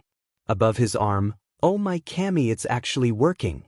The hologram is of the staff nunchucks blow dart taser he had been designing on the train, and he tests moving it around with his finger, noting the slight delay. Have to work on that but otherwise seems successful. He shakes his head and notes the issue to himself. Before going over the design he created and then changing to show the mask. Wait the second. Artificial vocal cords. That's what I'll call them. He flips his arm and turns off the hologram before editing the file on his phone, changing the name. Dad, where is my ball of fluff? Hitoshi yells as he exits the bathroom. He's wearing a black sweater with yellow sweatpants, kinda looking like a cute bumblebee to Izuku. The boy smiles at the thought, but lets it stay a thought. He may accept his crush, but he's not just going to randomly flirt. Next to Midoriya, Aizawa says as the fat tuxedo next to Izuku snores. The green boy looks down to the cat, affection clear in his eyes. I would kill myself for her, Izuku whispers and Hitoshi frowns.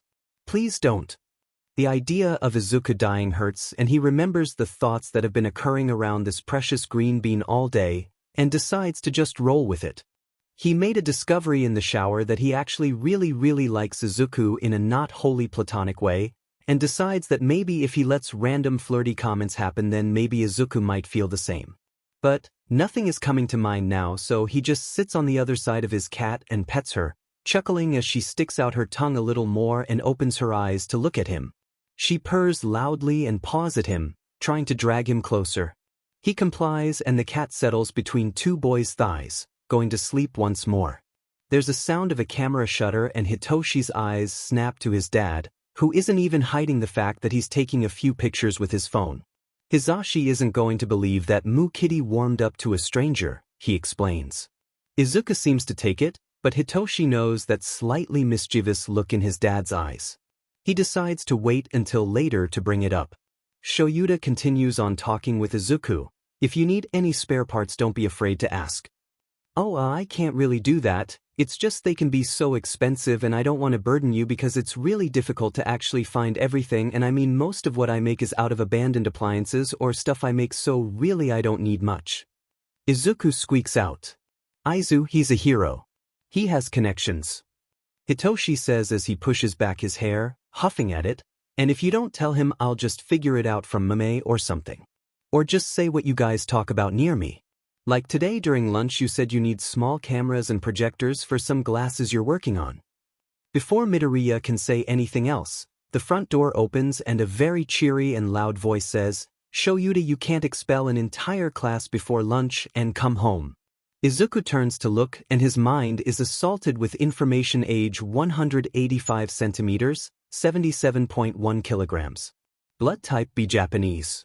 Natural hair color blonde, natural eye color yellow-green. Quirk, voice. Increases the volume of the user's voice to create loud, high-pitched sounds. Can incapacitate people, deafen, and drown out other sound-based quirks. Cannot be used through items.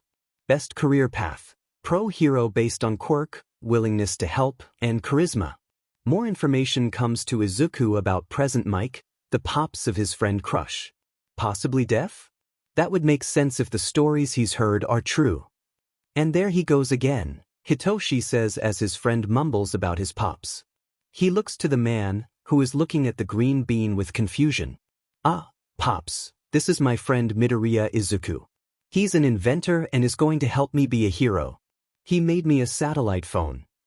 He holds up the phone bracer on his arm and his pops looks between the two. He can analyze anything or anyone just by looking, but I don't think it works through screens.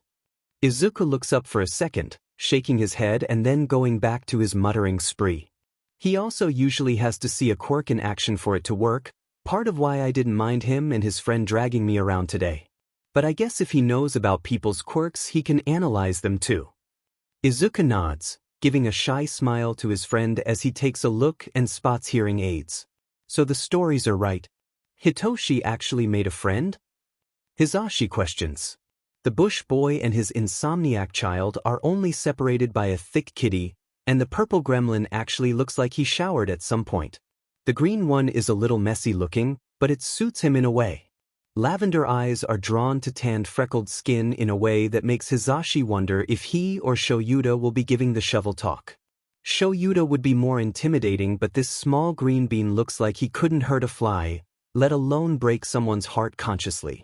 Yeah, and he's pretty DMN smart, Shoyuta says as he gets up to greet his husband home. Don't think that this is going to stop me from being mad at you.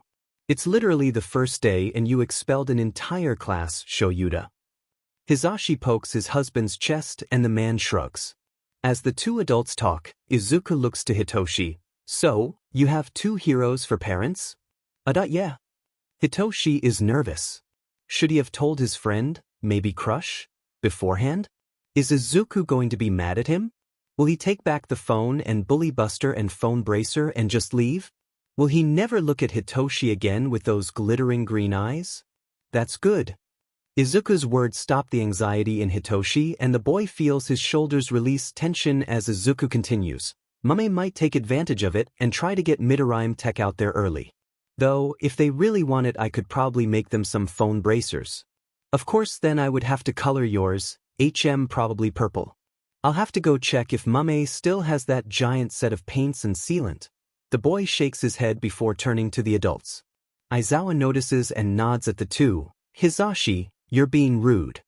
The man squawks before turning to Izuku. Hey little listener. You can just call me Yamada. Midoriya Izuku. he says with a bright grin. Green sunshine, child, Aizawa mumbles before speaking up. Hey parakeet, are you free Thursday for dinner with not just Midoriya here, but another friend that grumpy cat child obtained? Izuku laughs at the look of betrayal on Hitoshi's face. The taller boy feels himself flush a little at the sound, and can't help himself from muttering, cute, before shaking his own head and saying louder, that makes it sound weird, Dad. You are weird, his dad says before looking at the voice hero. You should answer so that Midoriya can go to his own apartment, Zashi. The blonde nods. Yeah, I think we're free Thursday. Izuku nods and quickly texts his father that there will be people over for dinner on that night and nods. Alright, cool, I think it's going to be Katsudon. Hisashi feels himself squeal internally at the cuteness that is Hitoshi and Izuku. Shinso is looking at Midoriya with a look of just pure adoration and happiness, and the green bean is petting the fat cat next to him, with a small smile on his face as well. Do you need anything else? Hitoshi asks Izuku as the greenette pushes back some of his hair. I might need to steal you and go up to Mame's apartment to paint your phone bracer. Luckily it's acrylic and Mom has a way to dry the paint so we can quickly get sealant on and just dry it fast too. Izuku looks up with a slight blush.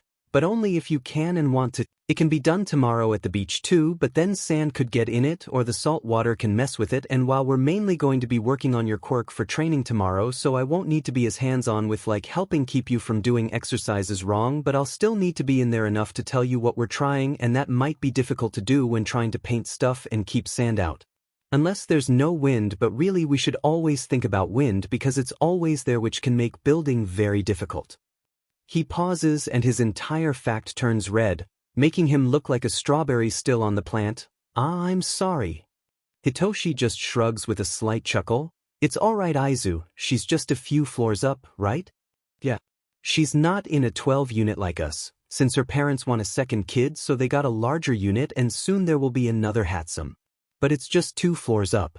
I'm sure that the entire process will take maximum 45 minutes. If you want to, Hitoshi, you can. Aizawa says, just be back here before 11. I think I might actually be asleep at who knew the cure for insomnia was exercise? Hitoshi stretches and rubs his eyes. Since we're just going up to Mame's apartment, I'm just going to keep on my slippers. Izuku nods and moves to change into his shoes, before debating it and just picking them up. Sure, he'll be in only socks, but he's going up to the apartment that's basically his second home. Besides, he might be able to take a quick shower there and change into some of his clothes that have migrated to his best friend's apartment. The boys head to the elevator and go up 2 floors, Izuku humming a pop song to himself that he can't get out of his head. What should I expect from Mame's apartment? Hitoshi asks after a moment. Oh, well, Mom is in the middle of her PRGNCY, so her hormones are a wild card. Mame is probably going to be home by now and doting on her, and her dad is at work right now. He's a nurse, so he has weird schedules, but his quirk is really good for it. He can see x-rays of someone by looking at them. Mom actually might be working. She's a freelance programmer, so usually she just works from home. Sometimes she asks for help, but I usually just make sure she hasn't made any mistakes. It's kind of funny. She taught me the basics, and then I just researched it so much that I surpassed her. Izuku rubs the back of his neck and looks down, causing his hair to hide his face from Hitoshi and his glasses to slip down a tad. I think it shows that all students can surpass their teachers and become better. And that's important because without that growth, humanity stops evolving, and I think that quirks are just us evolving to be better than we were before, in a way. Midoriya hums and thinks about it. It's definitely a thought-provoking question. They don't speak until Izuku opens the door to the Hatsum apartment and calls out, Mom, did Mame tell you we made a new friend, or is this going to be a bigger surprise than expected? He slips on a pair of slippers that are neon green and places his shoes next to the door. A woman with pink hair, yet short and not in dreadlocks, looks up from the couch she's sitting on. Her stomach is protruding some, and on her chest is a jar of pickles and a jar of guacamole salsa. Oh, she did mention that. Hello, dear. My name is Hatsum Yua. Just call me by my given name. Trust me, if you've been brought into the problem duo, then you'll be seeing me a lot. It's not exactly a duo now, Mom. More like a troublesome trio. Izuku grins and the woman laughs. I guess so, Greenie.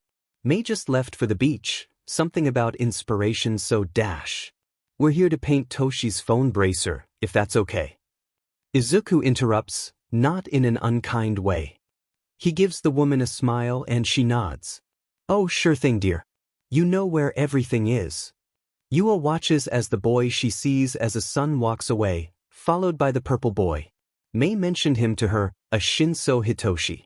Apparently very shy, and the reason for Izuku's gay awakening. The boy follows Izuku, a fond look upon his face.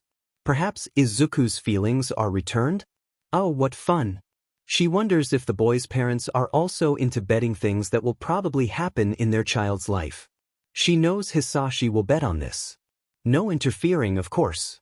And if it doesn't happen, then it will be an opportunity wasted for monetary gain for the adults and love for the children. She hopes that won't happen. Meanwhile, Izuku takes Hitoshi's phone bracer and methodically starts placing painter's tape on the areas near where the paint will go, around the phone, near the edges, and random lines. He starts to think about improvements he can make now that he's gotten the hologram to work mostly. He just needs to get the fine-tuning. Perhaps he can take the part that acts like a holder on the thumb and extend it to act like a fingerless glove? Or a tipless glove, with the knuckles covered and reinforcements on them, almost like brass knuckles? That might be good, if he can make them retractable at the touch of a button. That should be easy, but it's a matter of speed. Perhaps he should try to develop nanobots again? As Izuku begins to paint the areas a royal purple, Hitoshi observes. Izuku's hands are confident in the painting. There's random scars along with random freckles. One right under the nail of his thumb on his left hand, one almost hidden by his pinky on his right finger, a reddish one on the knuckle of his left middle finger. There's fainter ones covering the skin too, but they only become obvious as Hitoshi stares at the more prominent ones. Wait, why is Hitoshi looking at Izuku's hands so much? Does he have a hand thing? Shinso takes a moment to think about Izuku's hands on him, touching him, holding him, and, yup, he has a thing for hands. At least Izuku's hands. Gret. Maybe Izuku can kill him with those hands, and there goes his dignity. At least his sweatpants are loose. Izuku finishes painting and moves to a toddler he and May created to make paint drying faster by applying air evenly and turns the machine on. Alright, that will only take about 15 minutes, then I'll add the sealant. In the meantime, I'm going to shower. Here. Yeah, Mame and I basically live in each other's apartments as much as we live in our own. Though I prefer here because she has a bunk bed and I always get top bunk. Hitoshi nods and stands there awkwardly before Izuku turns to him. Why don't you go talk to Mom? I'm sure she'll want to learn more about you. Izuku gives him a bright smile and Hitoshi blinks. Perfect time for a compliment, right? Your smile's nice. Izuku feels himself flush and he just stutters out a thanks. Yours too, before going to May's room. He grabs a large black sweater he uses to sleep in and a pair of matching flannel pants before heading to the shower. On the way there, he can see Hitoshi sitting in an armchair across from Yua. He smiles at the sight, his heart feeling warm. Hitoshi gives Izuku a smile when the boy moves to the bathroom and looks to May's mother and Izuku's surrogate mother, as she stretches. Do you need help? Oh yes, thank you. Here, just put these on the table and help pull me up, she says. Hitoshi grabs the jars from her hands and places them on the table before grabbing her outstretched hands and helping pull her up. You are just so kind, Shinso. Thank you. It's no problem really. Should help those in need. Yua looks at the boy curiously as she settles for sitting on the couch. While her Quirk, fast hands, doesn't really have the analysis that Izuku's has, she can tell that this boy is shy. If May hadn't told her about revamping the bully buster thing, she probably would have guessed that the boy was either a fighter or bullied. It hurts her a little to know that this kind boy is bullied. She guesses it might be based on the quirk her daughter had told her about. Brainwashing of sorts. Well, at least the embodiment of sunshine in a green child is determined to help him. Why don't you tell me a little bit about yourself, Shinso? I have a feeling that we'll be seeing a lot of each other. She sends him a calm smile and the boy shrugs. Oh, what do you want to know? Tell me about your family. Hitoshi thinks for a moment. She's sure to find out who his parents are soon enough, and while he doesn't know her, She seems trustworthy and is the only thing Izuku has to a mother, and Mei's actual mom. The sign of a tattoo of the bisexual flag on her shoulder as she shifts shows that she's most likely accepting, so he has no reason to hide anything. Oh, well, my parents adopted me when I was a kid. They're both heroes, but Dad's underground and Pop's is more public. Dad is Eraserhead and Pop's is Present Mike. Oh, I bet Izuku geeked out at that. He loves heroes. Yeah, he also found out that he knows a person's quirk when looking at them if he already knows their quirk, without realizing who they are. Oh, that's fun. His analysis has definitely stopped a few explosions. Do you have any pets? Hitoshi nods, excited to talk about his furry babies. Yeah, we have a few cats. My cat is named Moo Kitty. She's a sweetheart but really skittish, but she warmed up to Aizu immediately. Then there's Dad's favorite Stinky. She's really aggressive to everyone but him. Rain is a little aloof, she's basically a teenager in her own right. But if she wants affection, she sits on Pops until she gets annoyed with it. Priscilla is a loud one, but she sleeps so much that most of the time you forget that she screams. I love them all. They're babies. Yua smiles. They sound adorable. We're thinking about getting a kitten, but we'll probably wait until this one, she rubs her stomach, is a few years old and understands cats a little more so there's no accidental tail or fur pulling. That sounds like a good plan. Some cats hold grudges. Moo Kitty pooped on my pillow when we were moving because I was moving things out of my room. They both laugh and Izuku walks out of the bathroom. Hitoshi looks over and finds that he can no longer speak.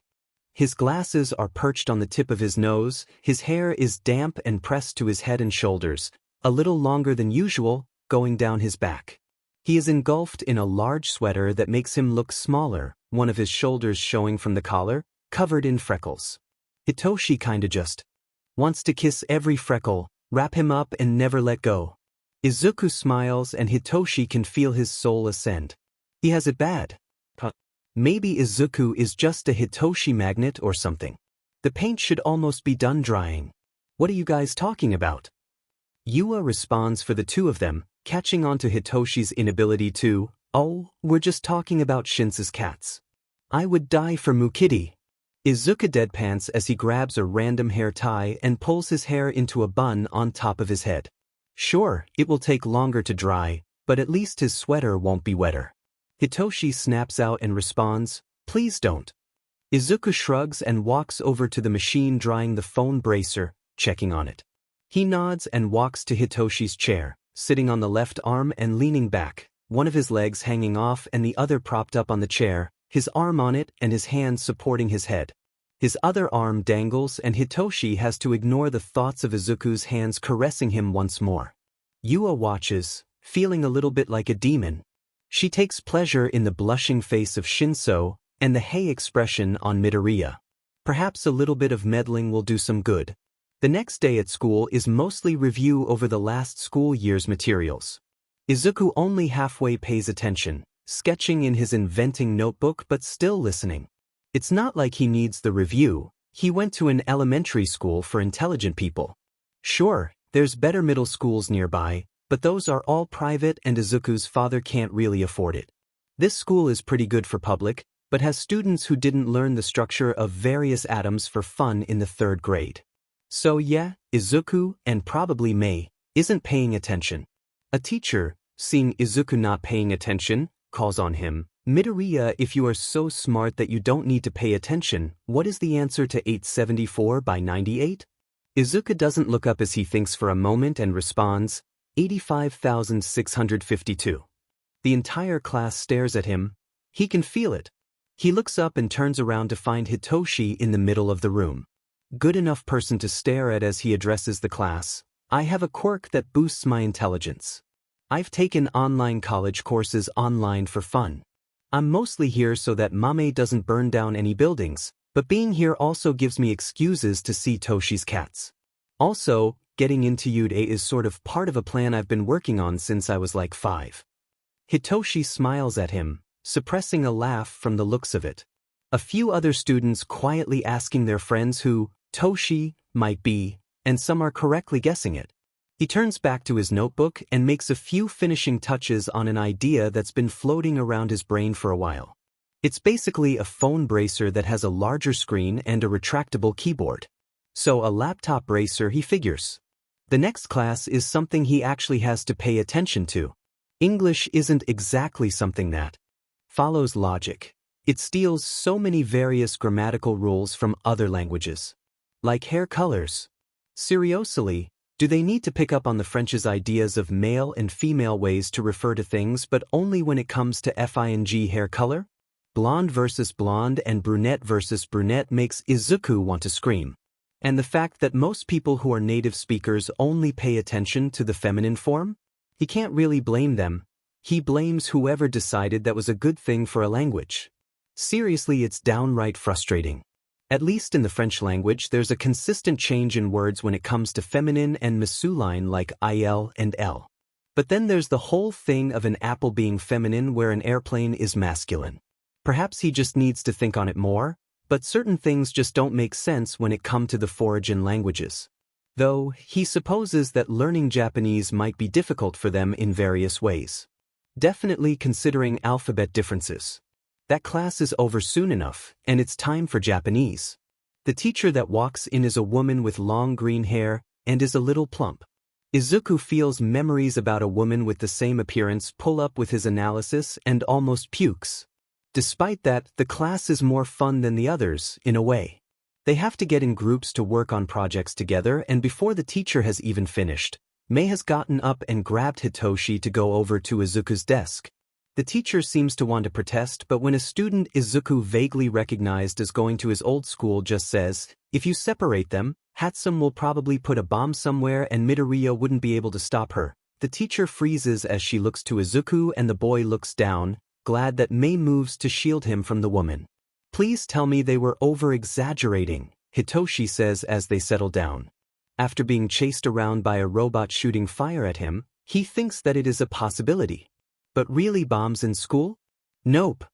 Mei says happily before poking Izuku, and neither was this one in math. Once the University of Tokyo heard about his quirk, they offered him online classes last year, and the smarty baby boy that he is, Izuku sputters but Mei continues, was all like, "Sure, sounds like fun," and then got A's in like 3 different college courses. "Please stop referring to me as a baby boy." Izuku says once Mei finishes, "It's weird. You call your inventions babies. And you were calling them that before we met." Mei laughs. "But I was the one who got you interested in inventing, no?" Izuku blinks at her, thinks for a moment, and then shakes his head. "No, the morning I first got my quirk I was told to go into support. You just showed me what that meant before I was able to find it for myself." Mei huffs and Hitoshi chuckles. Looks like Aizu wins this one. Mei looks to Hitoshi and grins. Her mother told her to meddle a little with getting them together when she came home to Hitoshi half asleep in a chair and leaning on Izuku on the armrest, running a freckled hand through indigo hair. And she knows just what to say. But before she can say anything other than, "He also dash," the teacher speaks up. "All right, class. In these groups we'll be looking over some poetry and analyzing them." The teacher smiles tightly and Izuku manages to hold down a chuckle that comes up. Mei and Hitoshi look at him, grins on their faces. The paper is placed on Izuku's desk and the boy takes a sheet of loose leaf paper from a binder before quickly writing out everything he gleams from the words, making sure to not accidentally include the type of paper or ink printed on it. After a few moments, Izuku is finished and starts to explain everything he wrote on the paper to his friends. They're finished after about 10 minutes and start to talk about other things. "So everyone will be having dinner at my apartment on Thursday? I already told Mom, so don't stress about that. Since it's the day before Dad goes abroad again, I think this time it's Canada, he's going to be able to make enough food for everyone," Izuku says as he leans back. He pushes up his sleeve and starts to fiddle with the phone bracer that was hidden. "I'll probably need to go to the store tomorrow after school to make sure we have everything. Mummy, you'll be in charge of training Toshi then, since it will be a physical day." Same things as yesterday since there was some struggling near the end. "Oh, I also have lunch for you, Toshi. I managed to give your pops the eating plan you're on since he said something about Aizawa not being suited to cook. I managed to work on it while we were waiting for things to dry and even was able to compile a few recipes for options on certain days." including how to make them later when there's a change in what you need. Izuku looks at Hitoshi, who is stunned into silence. Mei knows it's time for her to meddle. I didn't realize you could do that type of stuff with just one hand. After all, you were petting Toshi when I came home, she says, feigning innocence. It doesn't work on Izuku, who just looks at her curiously as Hitoshi blushes.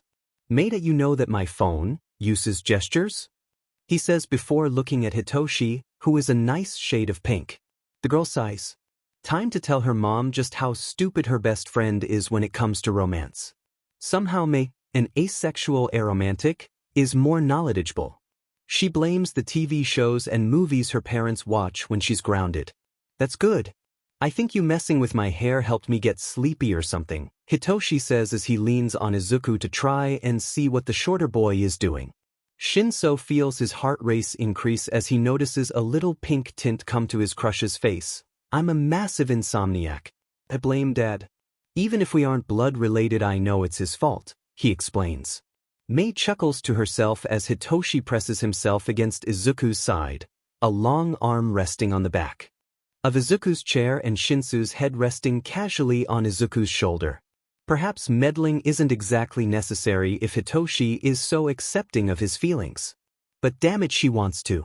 So, she sneakily presses a button on her own phone bracer to release the extendable camera and takes a picture of the two, all close with pink cheeks and Izuku explaining something to Shinso, who's nodding slightly due to his head being on Izuku's shoulder. Hitoshi honestly doesn't know why he's so touchy with Izuku. Maybe it's from the affection the green-haired boy had given him the night before, activating a realization that he likes being touched. At least, touched in ways that aren't violent. Touched in ways that are from people who care. And Izuku cares about him somehow. That's obvious from the everything that's happened since he decided to see if the boy was telling the truth about his quirk. And Izuku, well, he just really wants Hitoshi to be happy. And if that means messing with hair that feels like a well-taken care of Persian cat's fur, being borderline cuddled in class, and not dying for a cat that he will definitely die for in any other scenario, then Izuku will do it. He likes it when Hitoshi smiles. He likes it when the boy asks him questions and tries to understand things. He likes it when he can just be with Hitoshi. What do you think you're doing on your phone? Thing? Finish the assignment. The teacher says to Izuku. It is done. Izuku says with a hard tone in his voice, holding up the paper with his notes on it, using the hand that is closer to Mei so that the phone bracer doesn't get moved. Well, I'll just check that dash. The teacher grabs the paper and blinks at the extensive notes written on it. I'll say this again, I've passed college courses for fun. The only reason I'm really here is for these two and getting into U.A's support department. Maybe become a personal student of Nizu's. I'm sure he'll hear of me soon enough if he hasn't already. Izuku looks back down at his phone before adding, I already explained everything to Toshi and Mame too, so don't get on me for that either. The harsh tone makes Hitoshi frown a little and try to calm down his friend by wrapping his arm on the back of Izuku's chair around the boy, rubbing his arm. Oh, sassy boy, Aizu is out today. Mei says after the teacher walks away. What's up with that? Shida might be my egg donor. Izuku says quietly before shaking his head and returning to his phone, writing out everything that he knows he will need for the plan on his info glasses. Hitoshi looks to Mei, who is looking to the teacher. This time, the purple boy sees his friend snap a picture before she gets on her own phone and he can vaguely see her texting someone. Shinso pays attention to everything that Izuku is writing and pokes his friend. Send that list to me. I'll get Dad or Pops to get it for you. But this isn't even for you dash. And I don't care. Do it or I'll just type it all out myself and send it to. I'm just asking for you to make my job easier. Izuku grumbles to himself and sends the list of materials needed for not just the info glasses, but the capture weapon, the artificial vocal cords, the multi-use bow staff, and what's needed to add the fingerless gloves and brass knuckles to the phone bracers. This is just so that there will be things actually useful for you, Izuku says as he sends the list to Hitoshi. I'm pretty sure keeping an inventor who could probably take over the world in a week busy is pretty useful, but okay, Hitoshi says as he sends the list to a group chat with both of his parents in it. So, what can I expect from the training today? He asks as a concerning text comes to his phone. Teacher is actually Aiza's egg donor. Toshiwashi, oh. Hitoshi tries to keep Izuku distracted, and if Mei glares at the teacher, Mrs. Yoroki, anytime the woman tries to come over, who can blame her? The woman abandoned her best friend. If by the end of class Izuku's friends drag him away to get away from her faster before the next class begins, no one says anything about it. A few students have seen a resemblance between the inventor student and Japanese teacher, but anyone who comes up gets two deadly glares as Izuku innocently rambles on about making an AI that would be focused mostly on fighting, protection, and evacuation to assist heroes. If he notices how protective his friends are being, he doesn't say anything. He just leans on Hitoshi and pretends that the affection he's getting isn't to comfort him from seeing that woman. The next class they have is history, and once more Izuku is only halfway paying attention. He can't really bother with caring. He put up a front near his friends, but seeing that woman brought up issues. She looks almost exactly how he remembered his mother. Sure, there were pictures of her, but he either cut her out or hid them. And the thing? She has the same quirk as his mother. She probably is his mother, just remarried and older. He doesn't need her around. It brings up issues like, why did she leave them? Was Izuku not good enough for her? Why did she have to leave and make a day that is normally celebrated so tragic for him? Why doesn't he deserve her love? Izuku shakes himself out of the thoughts and decides to focus more on actually learning. It's plain simple to him, but it's a distraction. He knows one day he'll have to face those issues. But he'd rather do that in a therapist's office. And he can't exactly afford that right now. By the time that lunch has rolled around, Mei and Hitoshi are willing to murder their teacher if she comes into the room to talk to their friend. They sit together, Izuku handing Hitoshi a lunch and eating his own. Mei eats hers and the trio sits in comfortable silence before Hitoshi speaks up. "What's going on in my training today?" he asks, taking a drink of a reusable water bottle that Izuku had given to him that was apparently vitamin water. Probably going to meet in my apartment since Mei won't be able to get any work done since she's the test subject, and I kinda want to work on that AI I was talking about earlier. Coding is better indoors? Izuku shrugs. Anyways, we're going to see if you can get people to fall under your quirk by just talking to you instead of answering questions. Then we'll test if things like laughter or noises like that work too. You never know, we might just strengthen your quirk. After all, using a quirk will make it stronger, even mental quirks. If those don't work, we can see if you can give commands without actually saying anything, instead just thinking about it really hard. Hitoshi nods with a small smile and Mei speaks up. "What should we do about meeting up after school?" "I don't want to leave Toshi to the vultures," she says as she hands both of her boys rice ball. Izuku unwraps his, takes a bite and swallows before saying, "Well, he's already been given the bully stopper, however that should be a last resort thing. Perhaps you should come to the engineering classes after class or wait for us. Really, it depends on which is closer to the gate." Hitoshi nods, taking a bite and covering his mouth as he says, "The art studio is on the first floor but pressed into the back where the lights don't exactly work." "Wait, you're taking art classes? That's so cool. Gah, my blueprints must be so messy to you." Izuku turns a bright red as he silences himself by eating. He can't show why he wants to impress Shinso so much, after all. They are, but that's mostly me not understanding half of what's going on. Besides, I'm not that good, it's just a hobby of sorts. Best way to fill up the rest of my schedule? Hitoshi shrugs and Izuku pokes him. "You are showing me some of your art, or so help me I will steal one of your cats," Izuku says, holding a chopstick up at Hitoshi in a threatening way. Anyways, Mei interrupts. "Sure, this is cute, but making sure her best friend's future husband doesn't get hurt is a bigger thing. Since the robotics engineering classes are on the second floor, why don't we come down to you?" "What's the room number?" "Oh, 115, Hitoshi says before looking back to Izuku. "Art," Izuku says. Hitoshi sighs. He doesn't really mind, it's just weird. No one's ever wanted to see his art, other than teachers. And even then it was more like a glance to make sure he actually did something. Izuku actually cares. He'll actually look and see something. "I'll bring something up when I come up for training today, okay?" Izuku grins and nods. "Yeah, that would be amazing." Izuku smiles wide and Hitoshi chuckles. Your smile is too bright. Hitoshi pokes one of Izuku's cheeks as it turns pink and he begins to sputter. Luckily for him, the bell rings and the trio pack up their bags to head off to their elective classes. Hitoshi sighs as he moves to his seat in the back of the art classroom, ignoring the 2 or 3 other students already sitting in their seats. The room is different from others. The tables are taller and seating multiple people while the chairs are stools. His bag goes on the stool next to him and he looks at the set of pencils set in front of him. School assigned, but new stock. Going from firm to soft, the ones on the left having paler granite as opposed to the near black of the right. The paper in the center of the table has a little bit of texture and weight to it. More students file in as Shinso pushes up his sleeve to mess with his phone bracer. Izuku was able to connect it to an app store, which is great for Hitoshi who needs his Nico Atsume. Call him a crazy cat man, but he loves his cats.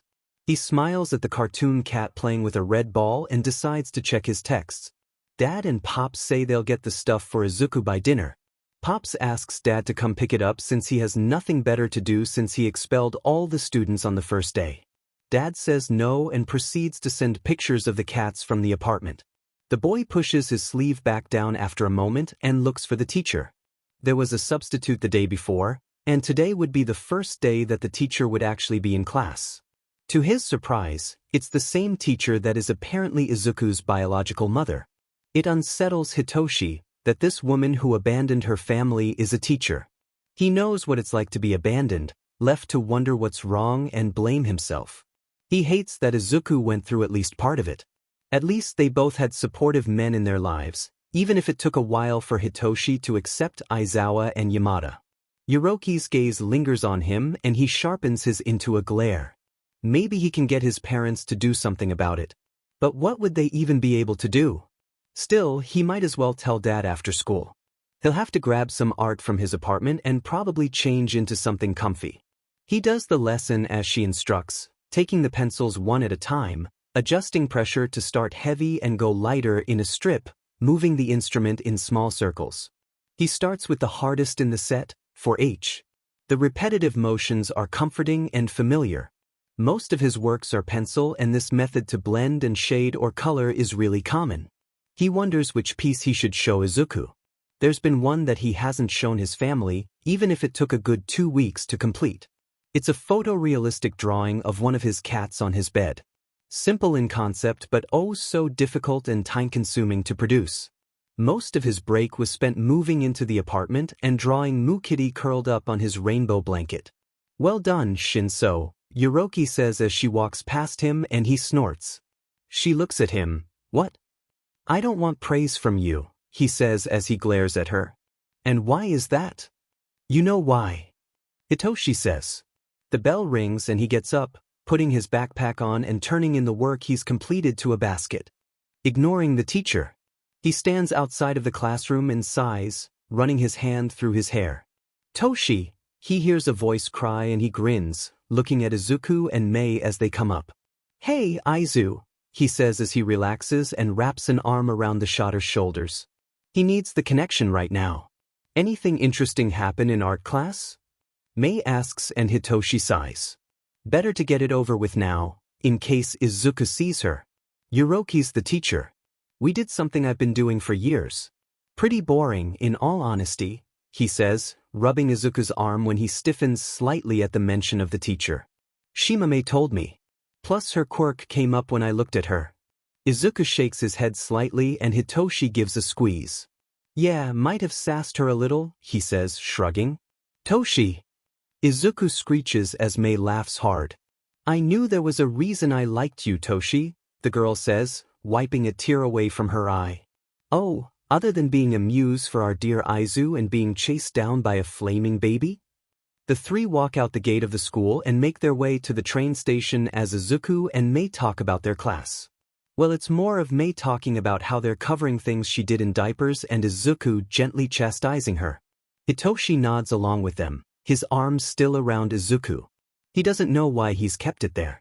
It was originally just comfort for himself and Izuku when he minioned the whole Yuroki thing. But now it just feels right. And nice.